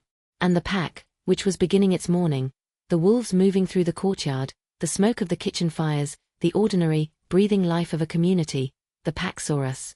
And something in the quality of what they saw, two people who had come through the forest and arrived at a gate, side by side, hands joined, neither managing nor suppressing but simply present, something in that quality was different from everything that had preceded it. Elder Rowan, standing in the doorway of his rooms, watched us come through the gate. He looked at us the way he had looked at me 3 weeks before the eclipse, with the expression of someone who has been waiting for a specific thing and recognized it when it arrived. He smiled. It was a small smile. Quiet, ancient, satisfied. The smile of someone who keeps the pack's history and has, in the course of that keeping, come to understand that history contains more grace than it at first appears to. I did not let go of his hand until we reached the door. And then I did, not because I wanted to, but because we each had a morning's work to go to, the archive room, the council chamber, the separate and necessary labors of 2 people building something, and that felt right. That felt like the truth of what we were. Not fused. Not consumed by the bond into a single merged entity, but chosen. Deliberate. Moving in the same direction from our own separate ground. "Then show me," I had said. And he had shown me. Not all of it. Not enough to settle all accounts. Not enough to make the 8 years into something smaller than they were. But enough. Enough to begin. Enough to want to continue. Enough to believe, and here was the thing that astonished me most, the thing that would have been inconceivable to the girl who had stopped crying at 16 and made herself into a fortress. enough to believe that the moon goddess, whatever her methods, whatever the ancient and sometimes brutal economy of her purposes, had not looked at us and seen nothing worth saving. She had looked at us and seen something worth making. And we were, piece by fragile piece, making it. The bond is complete. The pack has witnessed. The archive will be named. The omega rotation will be reviewed. Two people, shaped by the same wound from opposite sides, have chosen to stand in the same direction. Not healed. Not finished.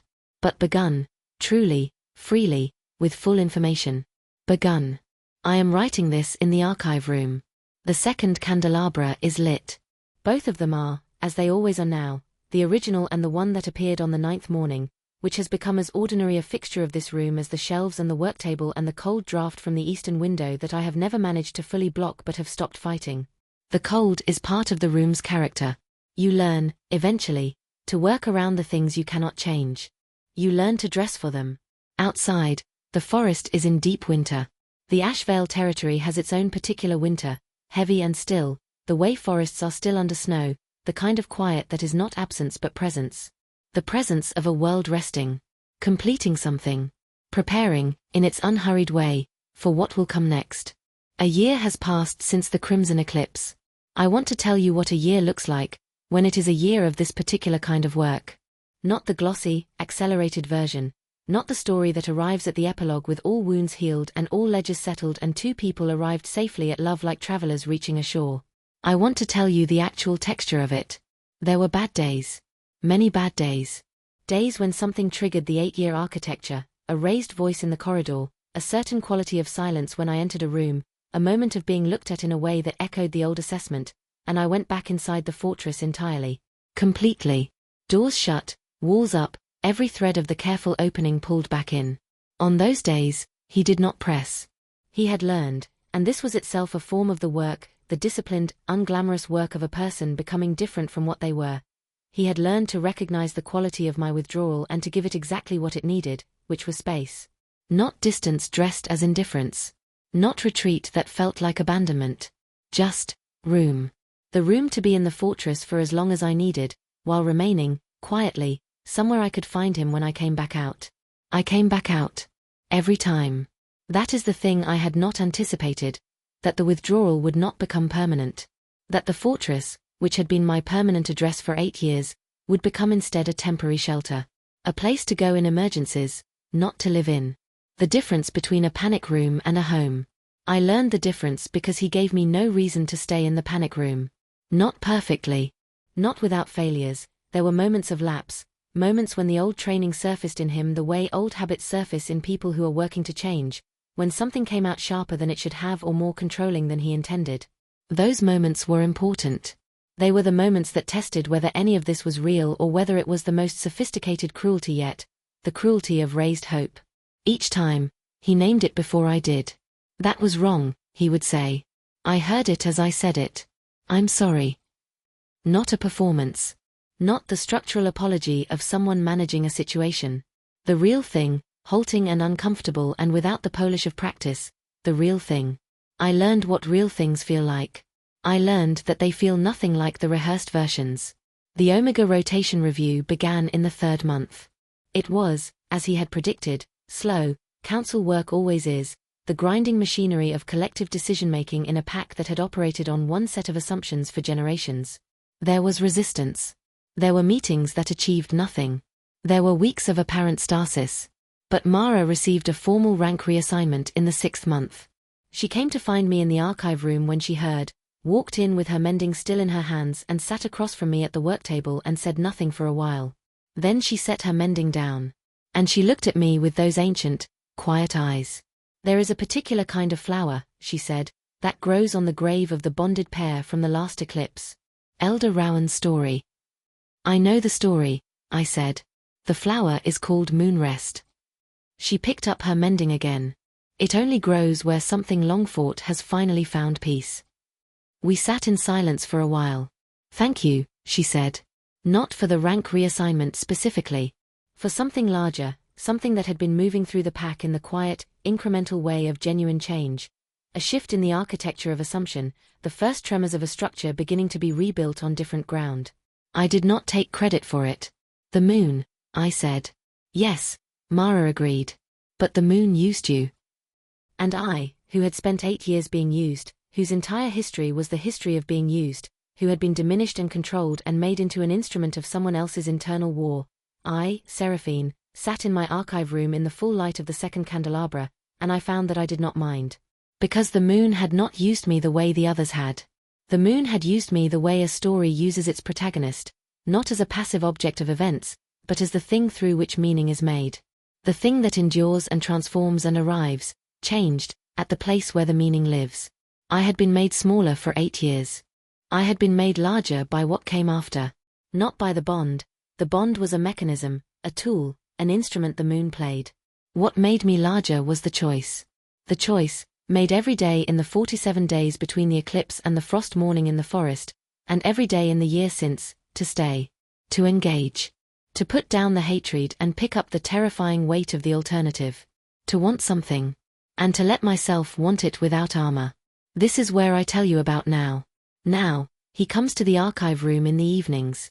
Sometimes to work, the Alpha's correspondence follows him everywhere, and he has developed the habit of doing some of it in here, at the far end of the work table, in the specific companionable silence of two people who have discovered they work well in each other's presence without requiring performance.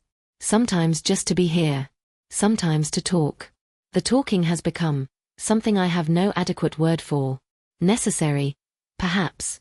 The way breathing is necessary. The two of us in the candlelight, with centuries of the pack's history surrounding us, speaking in the low, honest register of people who have learned the cost of dishonesty and found it too high to pay again. He told me, 3 months ago, what his wolf had felt on the night of the eclipse. Like coming home, he said. I hated myself for it. I had spent 8 years trying to erase you from my perception, and the moon looked at all of that work and he paused. She held up a mirror. Did you recognize yourself in it? I asked. No, he said. I recognized what I had done to you. Which was worse. I looked at him. And now? He met my eyes. Now I am trying, every day, to be someone who deserves what the mirror shows. I did not tell him whether he was succeeding. Not because he isn't. He is. Imperfectly, haltingly, with the specific 2 steps forward quality of genuine effort.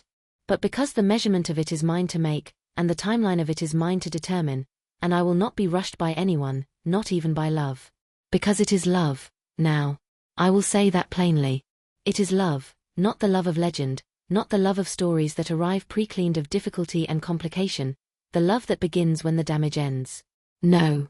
It is the love that exists inside the difficulty.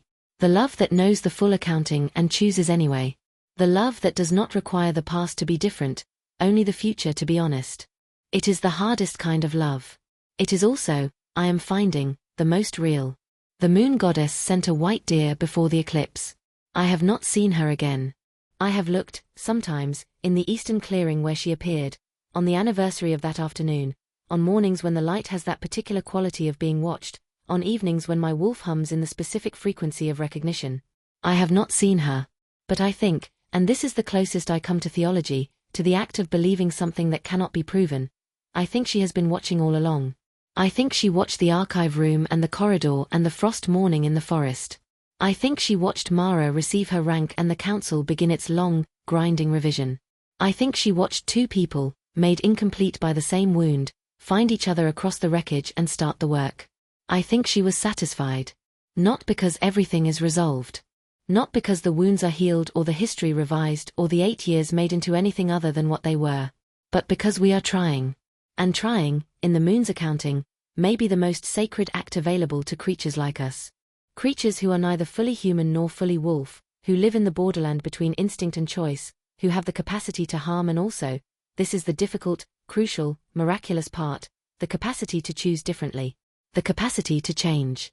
I close the ledger I have been working on. The candles are burning low. Outside the high windows, the winter sky has gone the deep, specific blue of late evening, not quite dark, not quite day, the borderland hour that has always felt most honest to me. The hour when things are exactly what they are. He will come in an hour. He will sit at the far end of the table and the fire will breathe and the candles will burn and we will work in the silence that is not absence but presence. The presence of 2 people who have chosen to be in the same room, deliberately, repeatedly, without requiring anything of that choice except that it be honest. And I will not be afraid. Not because there is nothing left to fear. There is always something left to fear, when you have loved anything, the possibility of its loss, the vulnerability of its presence, the terrible, necessary courage of being open in the world. But the fear no longer lives in the foundation. I have built on different ground now. Ground that was made, piece by fragile piece, by two people who were told, by blood and hierarchy and 8 years of systematic harm, that they were not capable of this. The moon goddess disagreed. And I, Seraphine, keeper of the Ashvale archive, daughter of a man who believed in a different kind of world, Omega who became the Alpha's mate on a night of crimson and silver and the irreversible hand of something ancient. I am beginning to agree with her. Outside, the first star appears in the darkening sky. The moon is rising. And somewhere in the upper levels of this old stone building, in the corridor where he walks when sleep won't come, I feel him pause. Turn toward the east window. Look at the rising moon. And through the bond, through the deep, complete, resonant warmth of it, I feel what he feels, looking at her. Gratitude. Unguarded, genuine, full. The gratitude of a man who was heading somewhere irreversible, and was turned. I press my hand flat on the worktable. Feel the old stone beneath my palm, cold and solid and 400 years deep. And I close my eyes. And I let the moon see me. Not small. Not compressed. Not the fortress with all its careful walls and managed silences and the long, exhausting discipline of wanting nothing. Just me. Seraphine. All of it. The girl who stopped crying at 16 and the woman who started again. The Omega who survived and the archive keeper who named things correctly. The one who was broken and the one who chose, against every reasonable evidence of her history, to believe that broken things can be remade into something that was not possible before the breaking. The moon sees all of it. She has always seen all of it. And she calls it, in her ancient, wordless, unquestionable language, enough. More than enough. Exactly what was needed. The candle on the left gutters once, catches, steadies. The star outside the window holds its position in the deepening blue. And I breathe. In. Out. And the world continues, ancient, complicated, wounded, and irreversibly, stubbornly, impossibly alive. She did not forgive him because love required it. She did not heal because the bond demanded it. She did not open because the moon commanded it. She chose. Every day, one small, terrifying, entirely her own choice. And that is the thing that no cruelty, however systematic, however patient, however 8 years deep, can take from you. The capacity to choose. The moon knows this. And now, so does she.